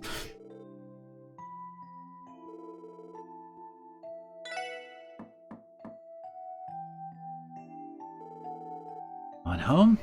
Can't hear her moving around. Is she not in her room? Spare room. Oh, no reason to mess with it now. I recall this becomes Wazzy's room in the sequel. Oh yeah, and well, she doesn't pop up for quite a while to claim her room. ここはランディの部屋だったな。さっきまで物を動かすような音が聞こえてきたけど。誰だ？ロイドだけど、ちょっといいかな？ああ、いいぞ。遠慮なく入ってこいよ。それじゃ。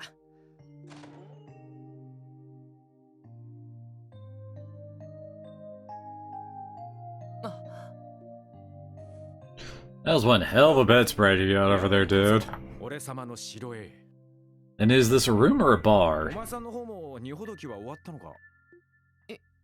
いや、まだだけど。And they let this man teach children どうや later. らランディももう結論が出てるみたいだな。ああ、配属を辞退するって話か。まあ、デスクワークは少なそうだし、気楽そうなのも性に合っている。職場と住む場所が一緒なのも楽で良さそうだし、このまま厄介になるつもりだぜ。そうか。お前の方はさすがに迷ってるみたいだな。せっかく取った捜査官の資格を無駄にしたくないってところか。それもあるけどね。それ以上に目指している目標から。目指している目標？いや、まあ大したことじゃないんだ。Billy will come up later. そういえばランディはどういう経緯でここに配属されたんだ？俺たちより年上だけど警察学校は出てないんだよな。ああ、その通りだが、俺がここに配属された経緯ね。本当に聞きたい？ああ、差し支えなければだけど。そこまで言うなら仕方ねえ。実はな、女絡みのトラブルだ。え？いやー前の職場で複数手を出したのがバレてさ、危うくクビになりかけたところをおっさんに拾ってもらったんだよ。これもエイドスのお導きってところかね。ランディの前の職場って？ああ、クロスベル警備隊さ。帝国方面にベルガード門ってあるだろ。あっちの方に詰めていたんだ。警備隊。そういうことか。道理であんなハルバードを自由自在に振り回せるわけだ。ま、国境付近の詰め所あたりじゃ訓練とパトロールくらいしかやることがなかったからな。その点クロスベル市勤務なら歓楽街とかにも行きたい放題だ。いやマジで警備隊を辞めて正解だったぜ。まあ気持ちはわかるけど。おっと、気が合うじゃない。 There we go. This place does have one hell of an entertainment district. 色っぽい姉ちゃんたちがいる店を見つけているんだよ。正式にお仲間になったら一緒に遊びに繰り出そうぜ。お嬢は硬そうだし、お子様もお呼びじゃないし、男同士の付き合いってやつだ。わかった。考えておくよ。 What, not gonna talk about how I'm too young to drink? That always is a conversation whenever it comes up. Oh no, wait, this is Wazi's room. Oh yeah, that's right. Noelle is in the sequel as a part of our group. So yeah, that's where she goes. Sorry, brain going to different places. ティオ、何やってるんだ？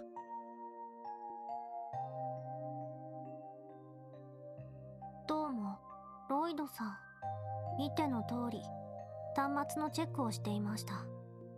端末って、それのことか。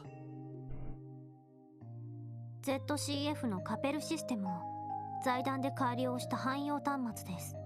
警察本部から動力ネットワークを通じて情報を受け取ることが可能です。ちょっと待て。いきなりわけがわかんないぞ。Computer? そうですね。ロイドさんは動力ネットワーク計画について。動力ネットワーク、雑誌の記事でたまに見るけど、ちゃんと理解はしていないな。確かエプスタイン財団が提唱してるとかなんとか。元はエプスタイン財団とツァイス中央工房が共同してスタートさせたプロジェクトです。今では主に財団によって進められていますが、その大規模な試験運用が現在このクロスベル市で進められているんです。まあこれもその一環ですね。よくわからないけど、結局のところどういうことをする計画なんだ？要するに旧来の通信機を発展させた技術ということです。単に会話のやり取りをするだけでなく、演算能力を持った端末同士を結んで、わかりやすく言うとそんなところです。全然わかりやすくないんだが。 Just don't tell Randy about the amount of porn he can find on it. 要するに警察内部の連絡や指揮系統を効率化する装置ってところか。まあこの端末については間違いではないです。私の専門ではありませんが、端末の操作くらいはできますし、今後のことを考えると一応チェックしておこうかと。そうか。その様子だとティオは配属を辞退するなんて。いや、そもそも俺がティオくらいの年はまだ遊びたい盛りだったよな。財団から出向したって話だけど、無理やり働かされてるとかそういうわけじゃないんだよな。まさか本当にそうなのか？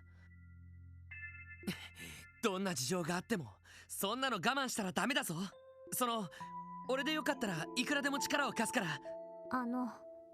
落ち着いてください。別に強制されて働いているんじゃありません。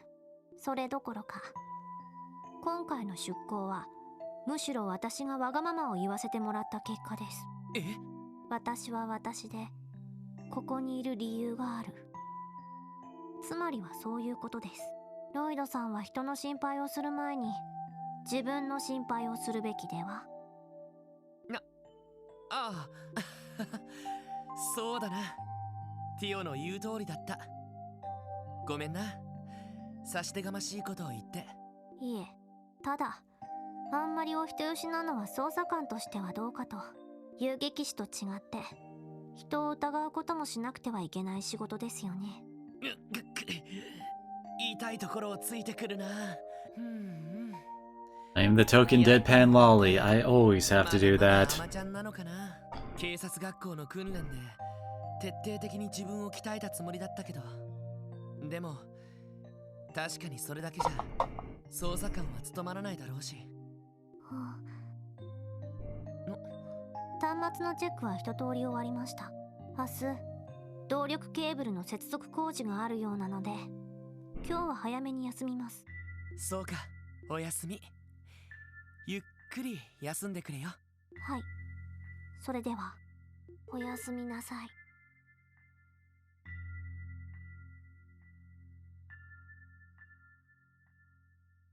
3人ともちゃんと自分のやるべきことを迷っているのは俺だけか。ダメだ、なんだか煮詰まってきた。少し外に出て風に当たるか。Outside it is then.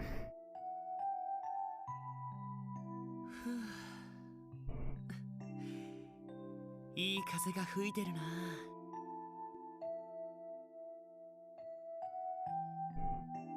ベルハイム。そっか、ここから見えるのか。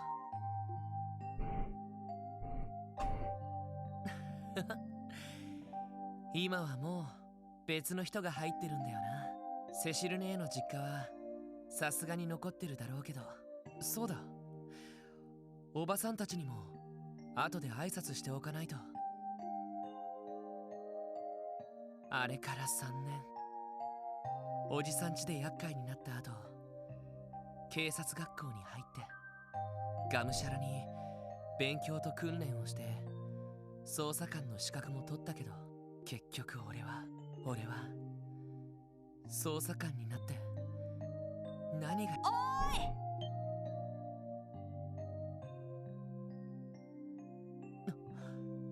君たちは。いや、探しちゃったぜ。警察に行ったんだけど兄ちゃんたちはいないって言うじゃんか。それでこの場所を教えてもらったんです。ここが支援課ってところでいいんですよね。ああ、そうだけどどうしてわざわざ。いやさ、ちゃんとお礼を言ってなかったと思ってさ。お兄さんたちがいなかったら多分僕たち2人とも大怪我をしてたと思います。だからもう一度お礼を言おうって。そっか、2人ともありがとな。まあアリオスさんと比べたらかなり頼りなかったけど、警察のおまわりにしたらなかなか見どころあると思うぜ。実力不足はこれから頑張ればいいんじゃね。ちょっとデュー、お礼を言いに来たのになんだか偉そうだよ。そうだな、これから精進すればいいか。そうだ、2人ともどこら辺に住んでるんだ。よかったら送っていくよ。ああ、平気。西通りだからすぐ近くだしさ。僕は住宅街の方だけど平気です。お姉さんたちにもよろしく伝えといてください。ああ、伝えておくよ。2人とも気をつけて帰れよ。それじゃあ。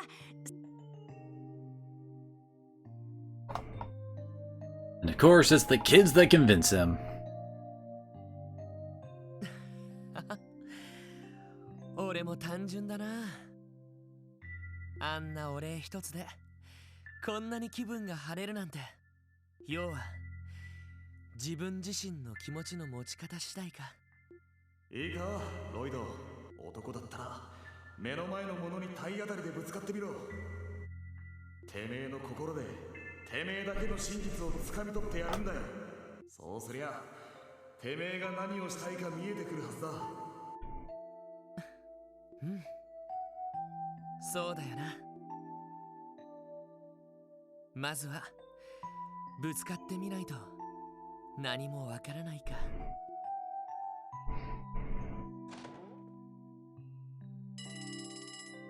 通信機のベル。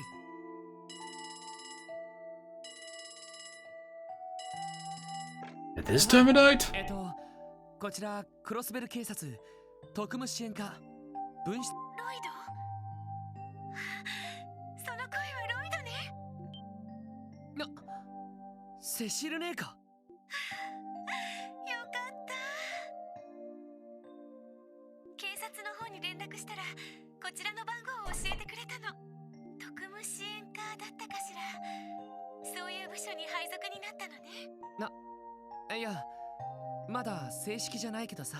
それよりもごめん。本当はすぐにでもセシル姉に挨拶しに行きたかったんだけど。気にしないで。私の方こそあなたを駅まで出迎えるべきだったのに。それこそ気にしないでよ。仕事忙しいんだろ。休暇が取れた時でもいいからさ。ロイドが冷たい。せっかく3年ぶりに再会するお姉ちゃんに対してなんてそっけないのかしら。ああ、もうなんとか時間を作るからさ。それとおばさんたちには明日にでも挨拶しに行くよ。そうね。お母さんたちもロイドのことをすごく心配してたから。でも嬉しいな。やっとクロスベルに帰ってきたのね。うん、ただいまセシルね。おかえりなさいロイド。 So we now have our Ara.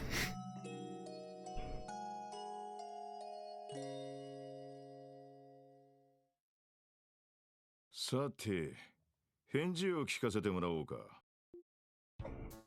俺は問題なし。このまま厄介になりますよ。っていうか、俺を警察本部に引っ張ったのはあんたでしょうが。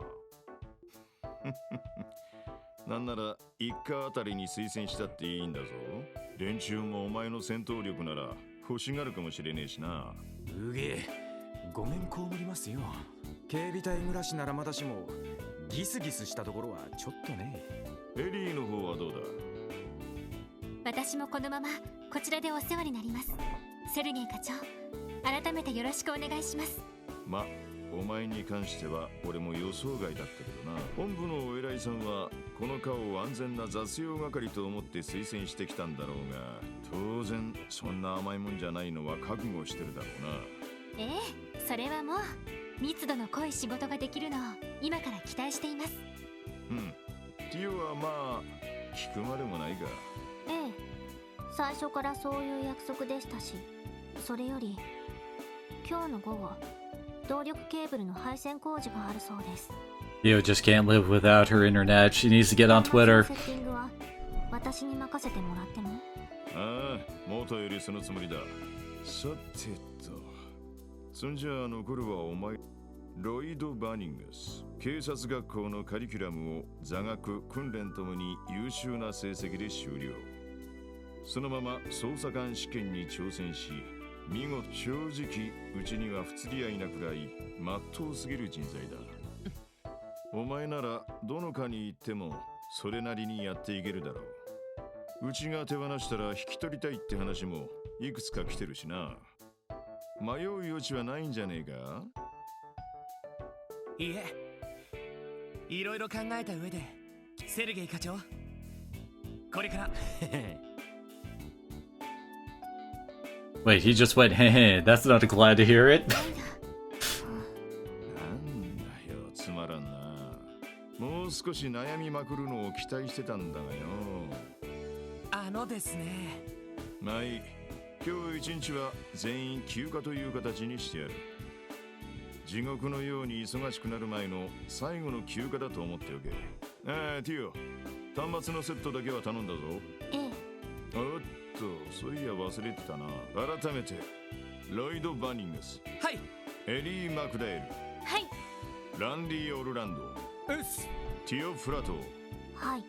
本日0900をもって以上4名の配属を承認した。ようこそ特務支援課へ。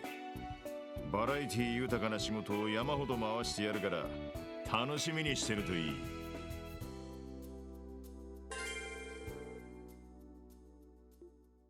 We got 1,000 Mira. So, you know, we could go and do some of the basic shopping stuff tutorials. 天の門を開きたまわらんこと。信じられないぜ。あの元気の塊みたいだったやつが。可愛い恋人もいて、そろそろ結婚かと思ってたのに。どうしてこんなことに。くそ、警察は何をやってるんだ。身内が殺されたんだろ。また迷宮入りにするつもりかよ。確かご両親は亡くされてるのよね。弟さんどうするのかしら。大丈夫？ロイド、無理したらダメよ。あまり寝ていないでしょ。セシル姉こそいろいろ手伝って。 Well, now we know what Cecile looks like. 本当なら俺が一人で片付けなきゃいけなかったのに。水臭いことを言わないで。家族同然の付き合いじゃない。それにガイさんのことは私にとっても。セシルね。ごめんね。一番辛いのはロイドなのに。これから大変だと思うけど遠慮なく頼ってちょうだいね。あなたが独り立ちするまでちゃんと見守らせてもらうか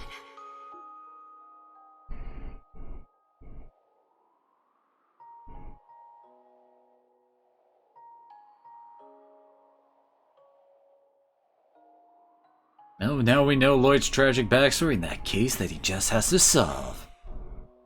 素直に頼ればよかったのに。変な意地を張ったりして。兄貴、ただいま。今まで顔を見せなくてごめん。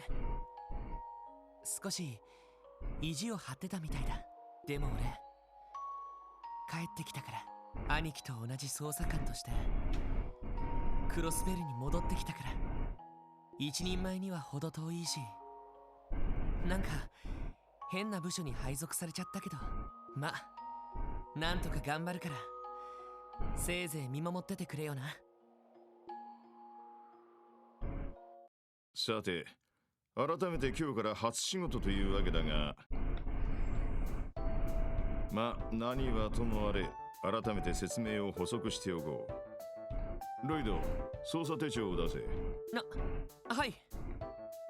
警察門が入った黒手帳か。なんだかそれっぽい感じだよな。 It is the real deal. 警察官としての身分証明にもなるんですよね。その他にもいろんな注意や説明事項をまとめている。戦術オーブメントの説明なんかも載ってるから参考にするといい。Yeah, having a list to look up how all of our skills work is handy. Especially when you're trying to put spells together. 捜査状況。ロイド、説明しろ。はい。警察学校で習ったところだな。警察の規則ではどんな捜査任務にも記録をつけることになっているんだ。捜査任務を受けてからそれを進めている間の状況をこの捜査手帳にメモしていく。それをもとに報告が行われるし、勤務査定や特別手当も決定する。だからなるべく細かく簡潔にメモする必要があるってわけさ。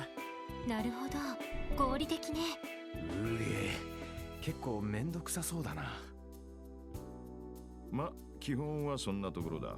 しかしこの特務支援課ではちょいと状況が違ってくる。正規の捜査任務以外にも支援要請ってのがあるからな。ティオ、用意を頼む。はい。皆さん、こちらへ。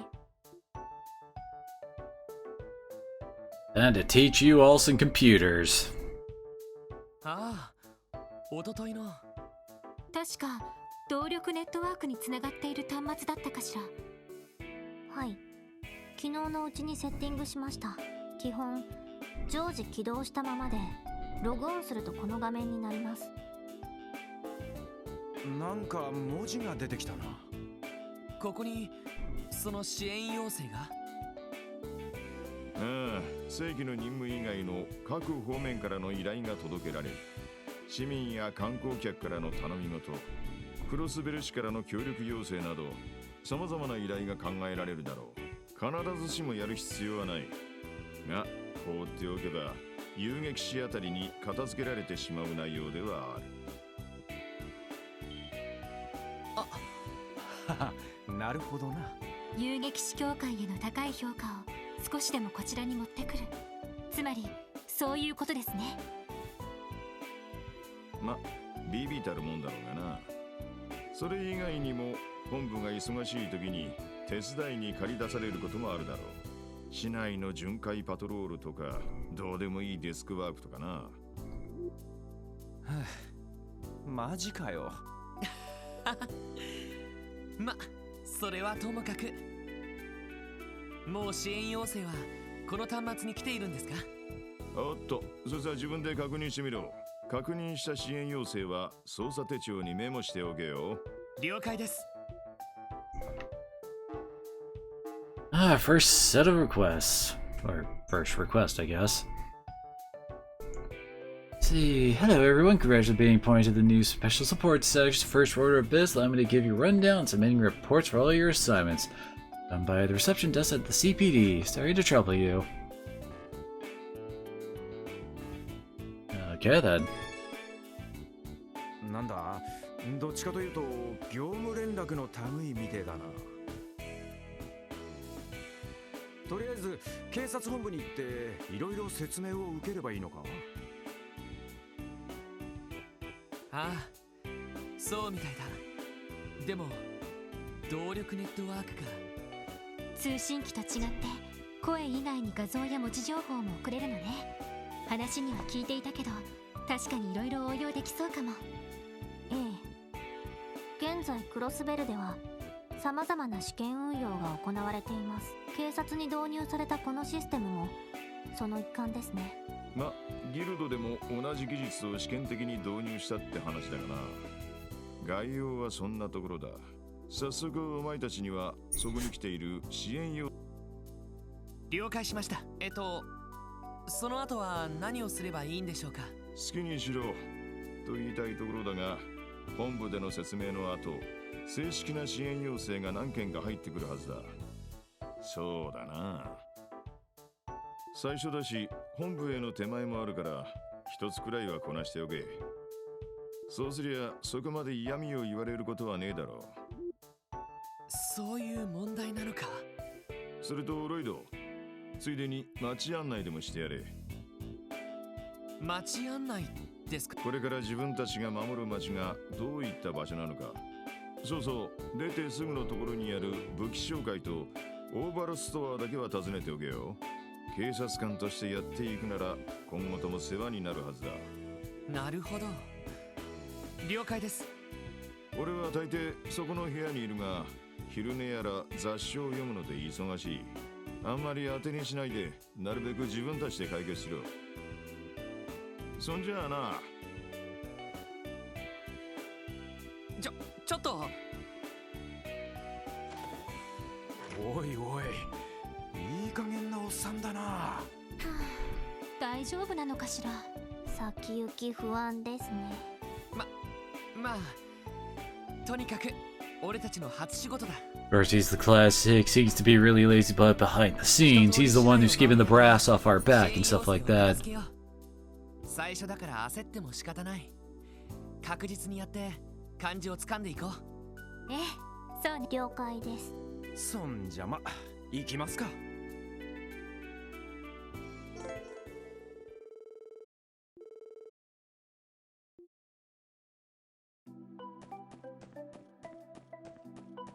we finally get to explore the city. And of course, this is when we first start having to worry about things being missable. Something I swear is very notorious about this franchise. And by weapon and crossbow without license, kid, so this is a prank, beat it. We're actually from the CPD, sir. Sorry for the confusion. Y'all are police officers? Oh, must be those kids Sergey telling me about. Alright, feel free to take a look around the shop. When you check out, show me your detective notebook. That'll substitute as a license.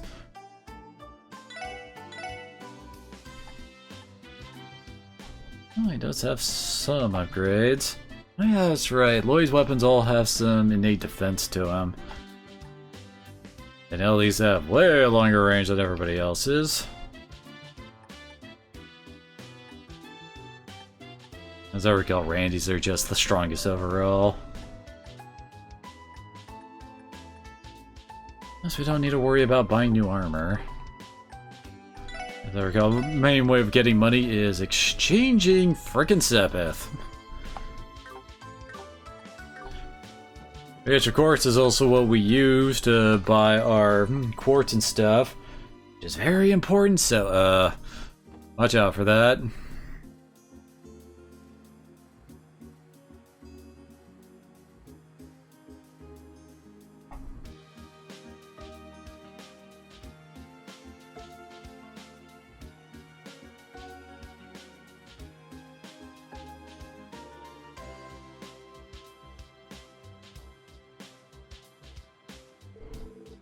This place is as busy as ever! Well, that's no surprise given how this is more or less the heart of the city. Look at those stores and restaurants, you can get all your essentials here. Also acts as a hub leading to other districts if you're in a hurry. Only gotten busier with the recent surge in orbital vehicles. Sure looks that way. Okay everyone, how about we drop by the orbital store next? You mean that orbital factory the chief mentioned? Word around town is that the whole place got a huge makeover, real fancy now. Indeed, this new type of factory focuses more on commercialized orbital products. They have a formal contract with the CPD as well. We should be able to rely on them for any of our orbital needs. If that's the case, I'm sure it won't be long before we're regulars here. So, should we stop by before going to the other districts? Yeah, it should be that corner building over there. Did we just get this explanation?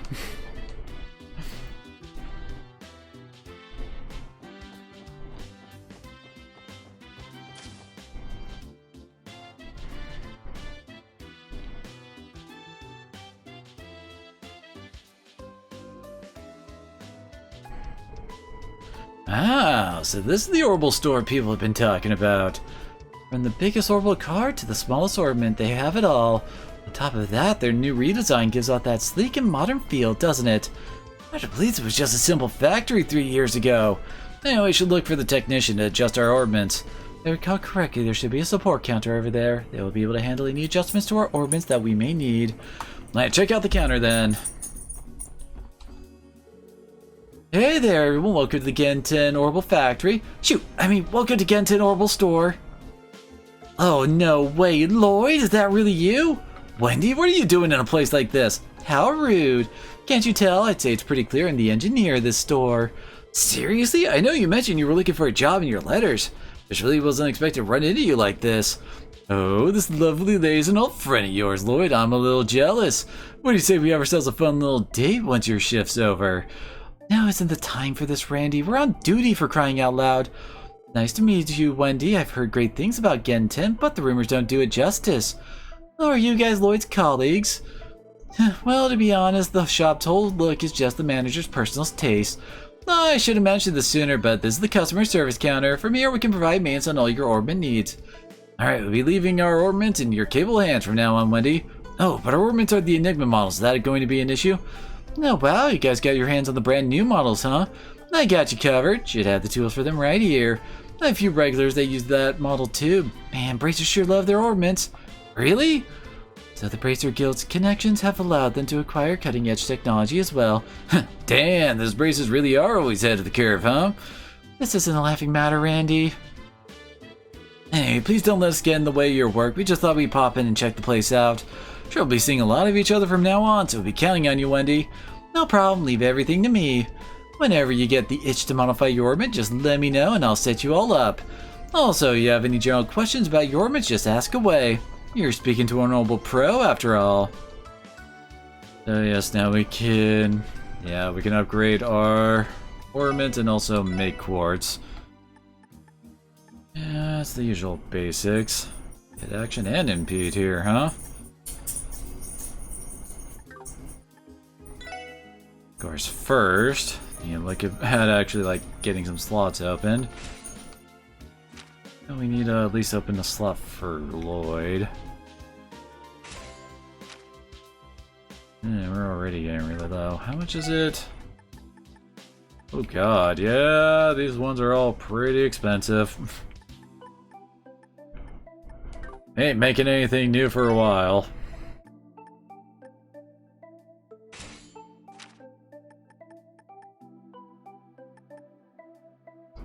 Oh wait, we don't have enough for Randy. Oh well.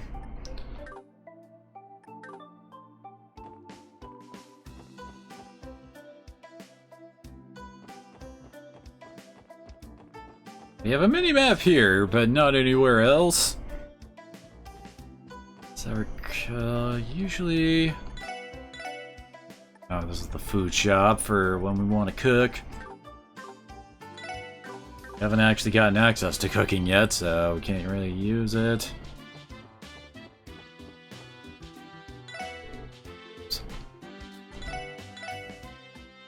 Here we go. Yeah, books are kind of infamous in this series for things you need to collect. You gotta get all of them for an achievement, and there's always a set that you can buy. Oh, they actually have some upgrades here. Anyway, there's always some upgrades that you... Oh, well, like a set of books that you need to get. That's, like, really hard to find, and it, like, gets you an ultimate weapon to build later.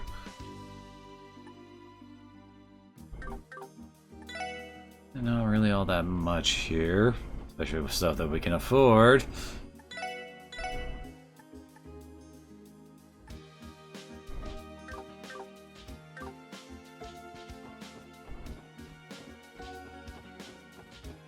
I really just came here for that book. Because guess what? We're already on the clock for that. You gotta go to the library to pick up one. I think it's in the administrative district.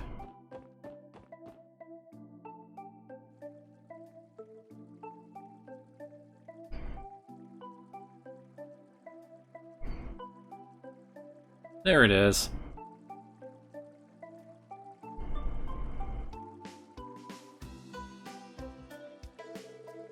The City Hall, CPD headquarters, and the City Library, all the public offices are here in the administrative district. Seems to be quite a tranquil place. The fountain and benches look especially pleasant. One of the best places to sit and relax in the whole city, but it's always empty like this in the middle of the day. HQ is right here, so I'm sure we'll have plenty of chances to visit. Definitely should try to remember the way here from the SSS building. Roger, boss man. Didn't we get one of those support requests from HQ telling us to go there? And they'll stop by since we're already here. Yes, yes, yes.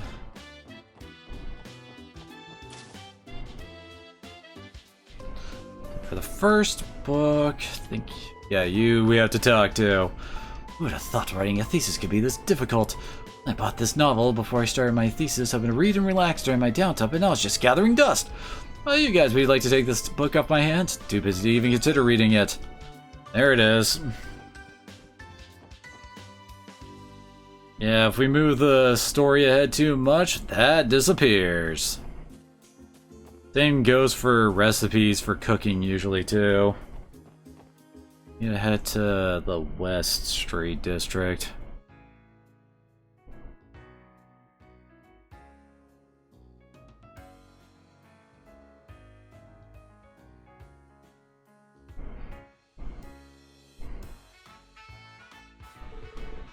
What's that over there? Wow, this is amazing. This is home to the continent-renowned theater troupe Arkansas. Oh yeah, aren't their tickets ridiculously expensive though? Everybody enjoying themselves? Are we all ready to go to our next stop? Aw man, can we go inside and watch one of their performances? No can do, I'm afraid. Their only show today is being held later in the evening. Once we split off for free time tonight, though, you're welcome to check it out. I wholeheartedly recommend it, both for fans and the uninitiated. Okay, everyone, allow me to lead you to your next destination.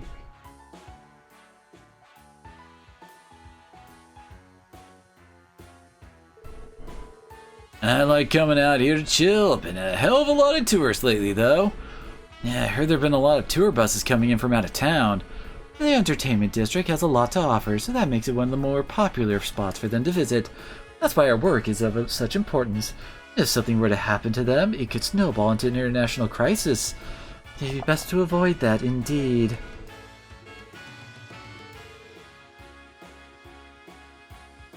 I love how they break the fourth wall with that little text box saying that we'll not get full. Right, there we go. It's R1 that opened up that.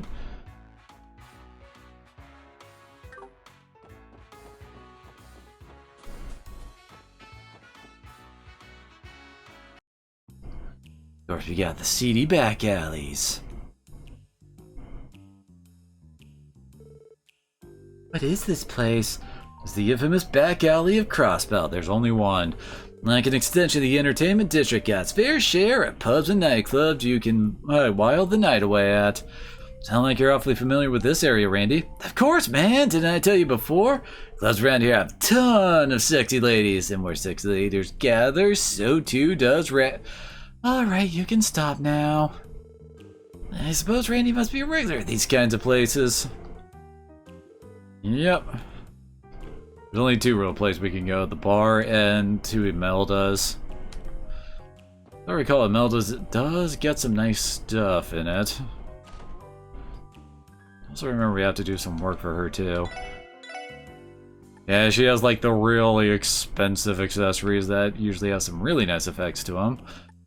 I mean, the 3 status ailments, art attack, and speed bonuses are fairly nice.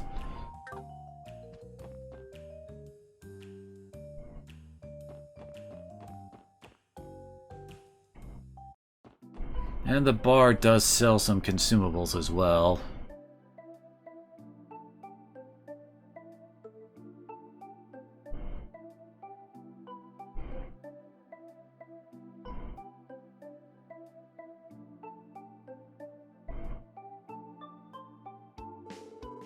I believe this area is known as West Street.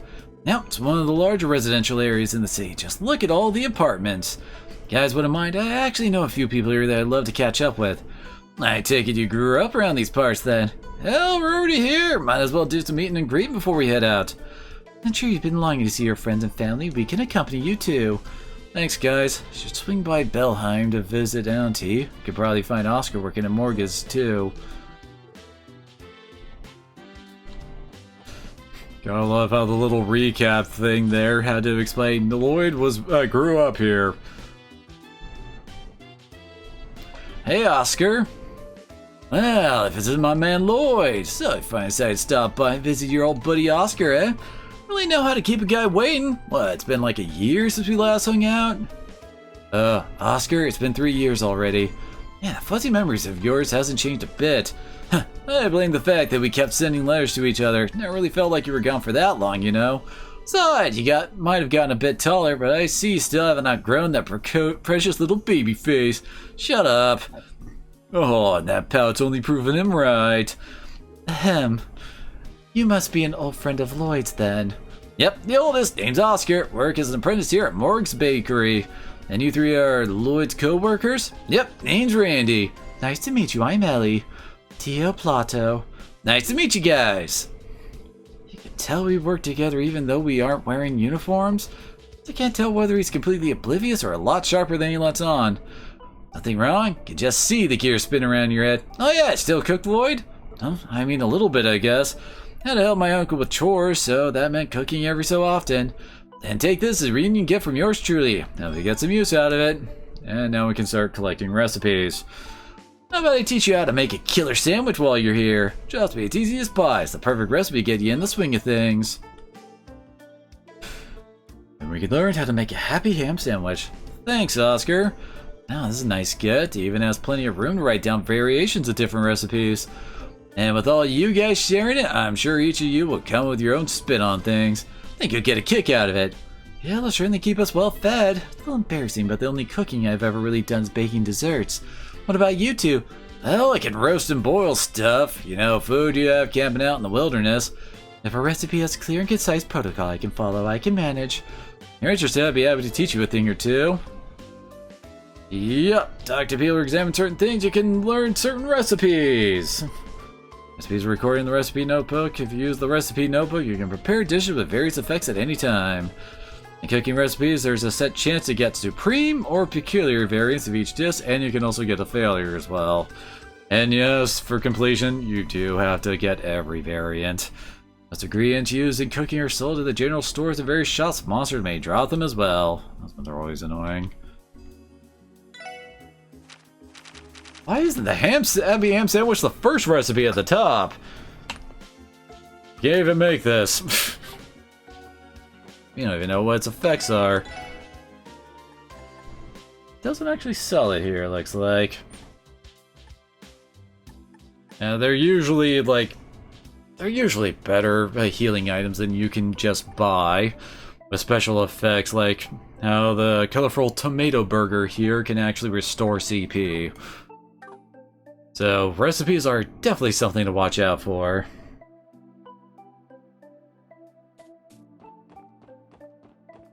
Let's see.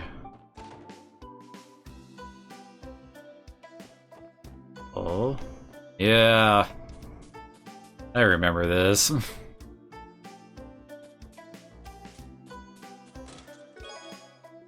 3 quarts.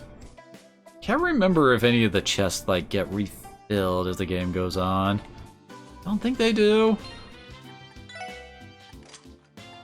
As I recall, whoever has Eagle Eye has to be the person in the front slot, or it doesn't work.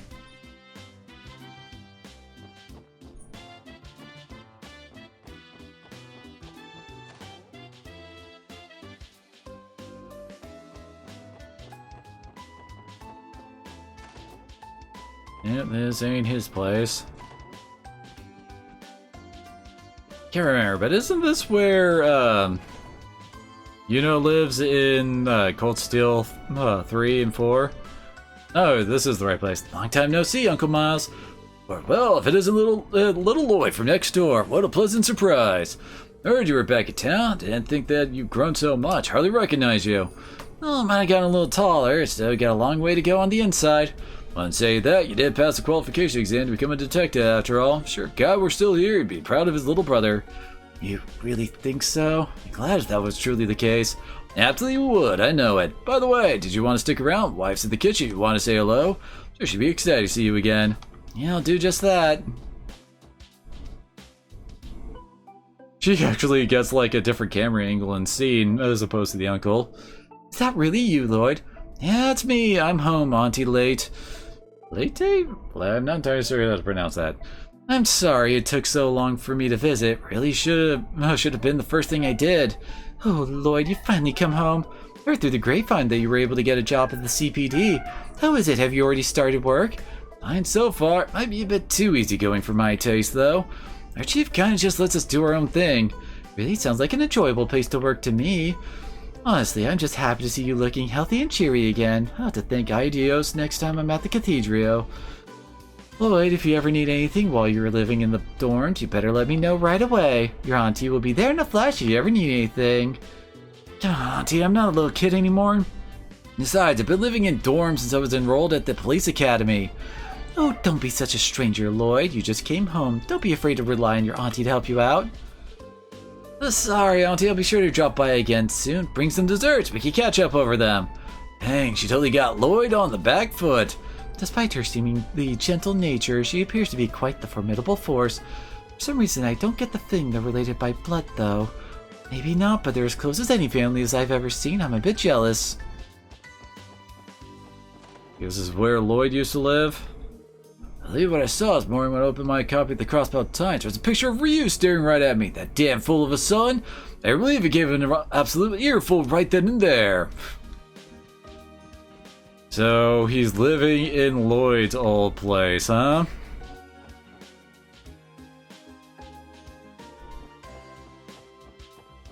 And of course, there's them just running around. I don't think the general store has a different set of stuff compared to... Oh, they even sell the crossbow tines as well. Oh, we actually do have a few battle skips. I probably could have used those. I do think that they get some food items that the main store doesn't. And that place becomes important later.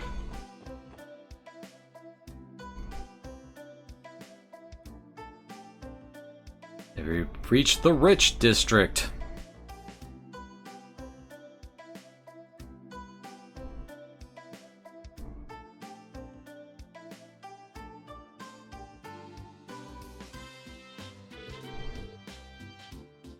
This is Crossbell's northwestern district. It's been home to upper-class families for as long as I can remember.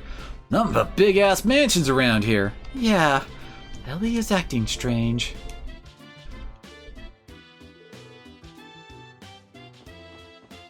As I recall, we don't really have to go here that much outside of, well, when we actually get a request involving it.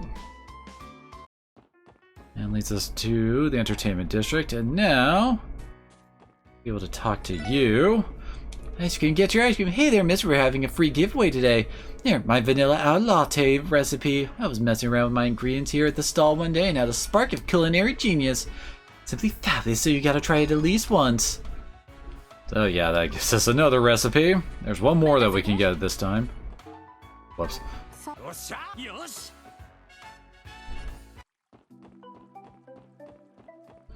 Now we gotta head over to East Street for another missable item.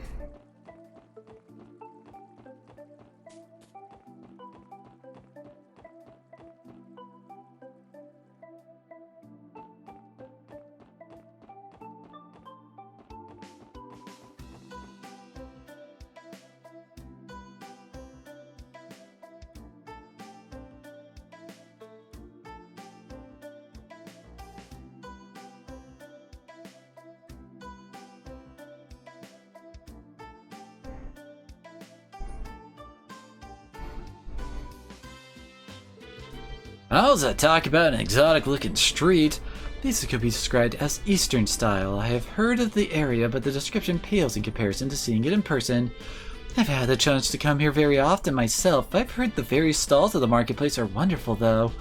Yeah, why don't we go check them out then? Is this the part where I remind you all that we aren't here to shop? Besides, I think the Bracer Guild is located somewhere around here. I'm sure we won't end up going there at some point. Yeah, there's the Bracer Guild right there. Have to find the Fisherman's Guild. I think this is it. Yep. I think it was over... Yep.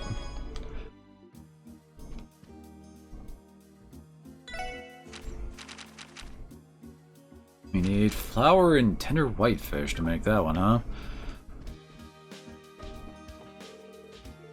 Let's see... Is there a place where... No, we can't buy fish here. You do want to try and actually make a failed fish dish here. Yeah, I can't say I'm familiar with these species. These are saltwater fish preserved and transported out from Calvert. Whether you steam them or you fry them, they'll still be delicious. Want to buy some? I swore we could buy fish around here. Oh. Through a ton of trouble to get all these veggies on display like this. I don't know what it is about street vendors, but whatever they're selling always looks so nice to hear from you. These bad boys were delivered straight from Amarika Village. Oh, I remember that town. Let's see, do you have... Oh, because you got some of the flour.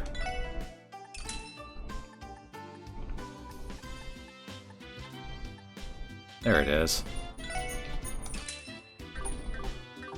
Now to save scum! Because we actually need to get the bad variant of the crispy fry.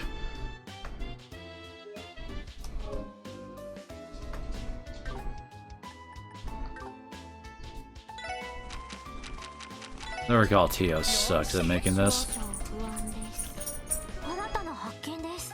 We got the peculiar version.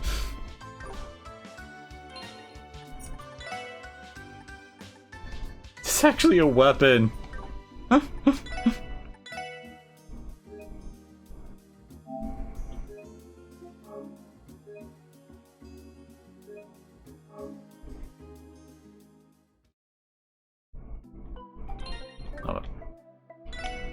Gotta get used to these. 少々不安です。食材を無駄にしました。 Wait, what?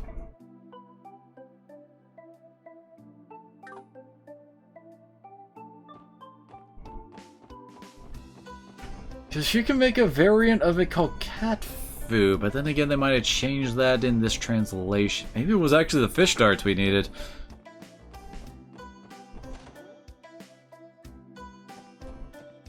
Probably should do saved up here for this. But yeah, I kind of mentioned it before, but there's a kind of like long-running side quest thing to feed the cat in like every chapter. Been its home for as far longer as it's been ours. Actually, it's probably been here since the Crossbelt Time stopped using this place as their main office. But you need little fella. His name is Kope. Is that a name you just came up with, Tio? It's really cute. No, I was not the one who originally named him. First, I think it would be best if we stick with Kope. No complaints there. Let's try and bring the guy some food every now and then, huh? Oh, so is it the fish darts we need? Oh, great.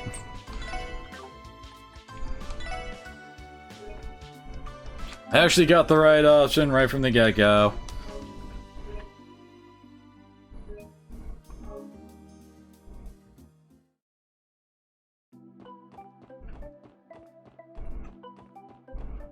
I wish we had a bit more spending money at this point. Not just for weapons, but for side stuff like this.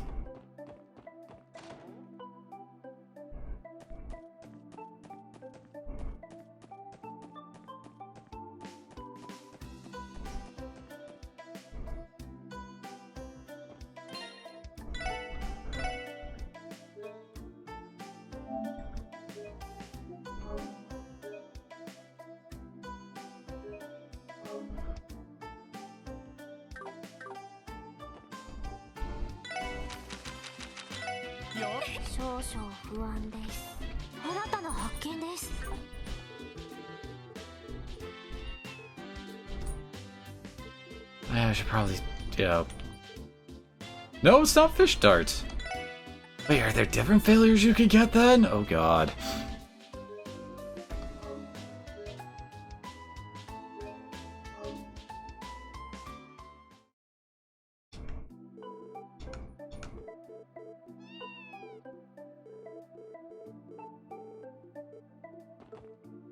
There we go.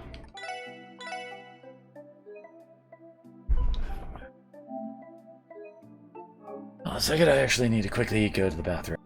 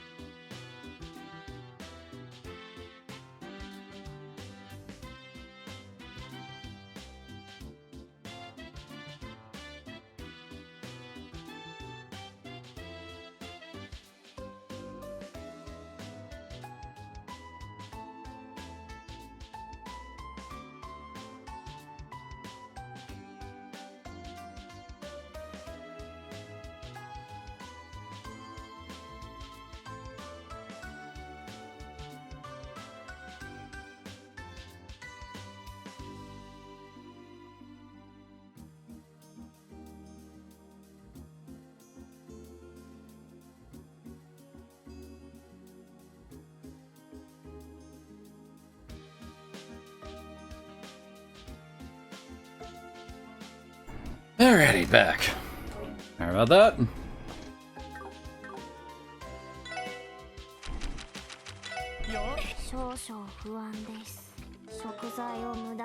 Oh, there are different ones we can get. No, not that one.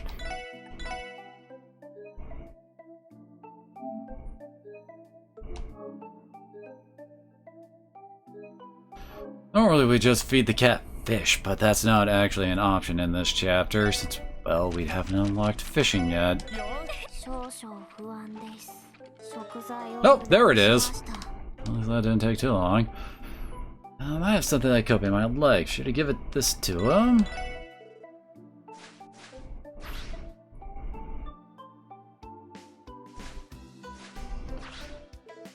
But yeah, a fish fillet. It's a gift, Em. Thanks, Kobe. Where in the world did you find this, though?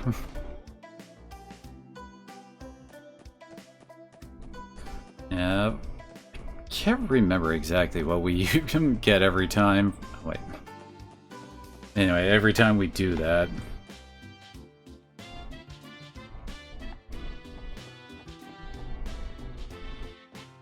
Alright, let's head to headquarters. Probably end stream after that.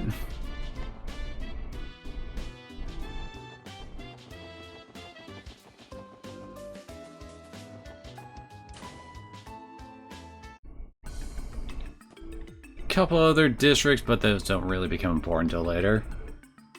Oh, Lloyd! Hello again. We saw the request on the terminal, so here we are. Great, I've been waiting for you guys. Pleasure to make your acquaintance. I'm Rebecca, the head receptionist at the CPD. And I'm Fran Seeker, also a receptionist at the CPD. Don't think I had the chance to properly introduce myself the other day. Yeah, I suppose you didn't. That day wasn't one of our finest moments. What you mean to say is we were scolded by the Vice Commissioner after we let a bracer steal all of our credit. Don't remind me. Tio. Oh dear, I'm so sorry everyone. That's pretty unfortunate for the first day. Don't let it bother you too much. The SSS was only established recently, so I'm sure you're all still trying to get the hang of things. If you ever need a helping hand, don't hesitate to rely on us, okay? Thank you very much. Warms my heart to hear we've got an angel like you looking out for us. You're too kind, so would you mind explaining the additional details regarding the support request? Of course not, let's get started. First of all, HQ has assigned a dedicated operator to support the SSS. That's our very own Fran right here. I mean, if it wasn't obvious from the fact that, you know, she has a character portrait. It's a pleasure to work with you all. An operator? So Fran will be supporting us via our enigmas? Well, my specialty isn't really supporting you guys in the field. My main duty is to help report and process the completion of support requests. Those will be done via the Orbital Network. You kinda lost me on this one. In other words, the SSS will be accepting a myriad of different requests from now on. And once we finish these requests, Fran will process the reports that we submit to her through our terminal in the SSS building. So then that means we don't have to come to headquarters every time we need to submit a report, is that right? Precisely. Once your reports are approved the processed within the system, we will send the proper compensation your way. Furthermore, when your DP accumulates beyond a certain threshold, your detective rank will also increase. Feel free to ask me about that later. Basically, these are all my new duties as the very first operator of the SSS. I see, that makes sense. So, we can avoid all that irritating paperwork by using the terminal down at the SSS building, yeah? That's right, it's actually a part of the Orbital Network initiative in Crossbell. Tio, has the terminal at the SSS been installed and tested yet? I mean, how else did we get your viewer request? Yes, it's ready for reports anytime. Oh, whoa, son of a bitch, I just realized. Oh, okay. I didn't miss too much. Oh god. Where's my brain? Good to hear. Well then, please allow me to explain the additional details regarding your support requests. If there's anything you don't understand, please feel free to ask questions. Support requests are requests submitted by various individuals to the SSS. These requests vary from person to person, ranging from simple assistance requests to formal investigations and monster exterminations. With the exception of a few special cases, you retain the right to decide whether you'll accept support requests or not. However, if you do accept them, make sure to complete them within the given deadline. As far as the current support requests go, you're able to accept and report them on the Special Support Section's terminal. Once examining a request that... I don't know, that seems weird. Anyway, the details will also be recorded in your detective notebook. Please try to keep track of your requests. Also, your terminal will automatically update each day with new support requests. We recommend that you make a habit of checking the terminal each morning. Whenever you complete a support request, please make sure to submit your report at your terminal. We'll be able to immediately process it via the Orbital Network. Based on the contents of the request, you'll be compensated with special rewards from time to time. Report your completed request whenever you can. By completing investigations successfully and finishing support requests, your achievements within the CPD will be noted. Your accomplishments will be determined by the amount of detective points earned. Extra DP may be obtained depending on your performance during missions and requests. Okay, be ready to look at a guide to make sure you pick the right dialogue options, or know about special, like, parts for missions, like with the fight with the kids earlier. When your DP reaches a certain threshold, you will be promoted. Certain ranks are divided. Currently, ranks are divided into 15 levels. You'll be rewarded with every rank promotion, so it's definitely worth the extra effort. Alright, I believe that should wrap up the explanation on support requests. When you return to the SSS, try pressing the report bot option on the terminal screen. Make sure to send more support requests your way as they come in. Got it, thanks you two. That we're done here.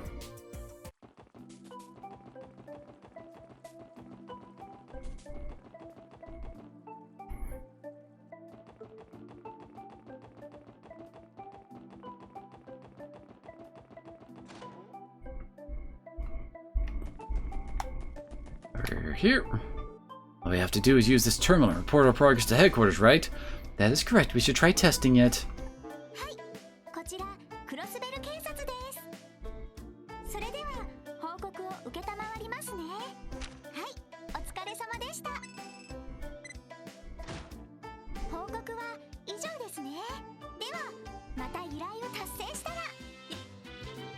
You don't get any of the DP from the the first run through Geofront until the end of the chapter, I think. Yeah, that really was quick. So from here on out, we have to report in like that whenever we complete requests. Another update. It appears that more requests have already been added to our system. You should verify each one just to be safe. Yep. See, lost some items in the city. I'm looking for somebody to help me find them. For details, please see me at the Hotel Millennium in the Entertainment District. I'm waiting in my room. The city's Residential Affairs Division is reviewing residents' registrations. We are seeking assistance from the CPT in verifying vacant units. For more information, please inquire at the Crossbell City Hall reception. A dangerous monster Megalobat has been sighted in Geofront's A1 sector. We ask that the Special Support Section deal with that threat swiftly. The weight of his body is damaged with high-power attacks. Be alert! Yeah, the red one is the one that, actually moves the plot forward. Oh, that's a lot more monsters than the Geofront, eh? So this is an extermination request. From what I've heard, those are usually handled by the Bracer Guild. Hear me out, guys. Why don't we take care of this extermination ourselves? You want to? Like for a bit of redemption, Lloyd? Yeah, I am. It was only because of Arios McLean that we came out unscathed last time. We had time to prepare. Generally believe that we could have handled it on our own. Besides, today is our first official day on the job, so why not start off with a bang? You make a compelling argument. Seems troublesome, but you may have a point. Like the way you think, Lloyd? We better get to work on fixing up our questionable image. Now we got a plan, I guess we should head to the Geofront when we're ready. Yeah. Now there are some that are higher priority and mandatory, marked as urgent, and when completed the story will advance.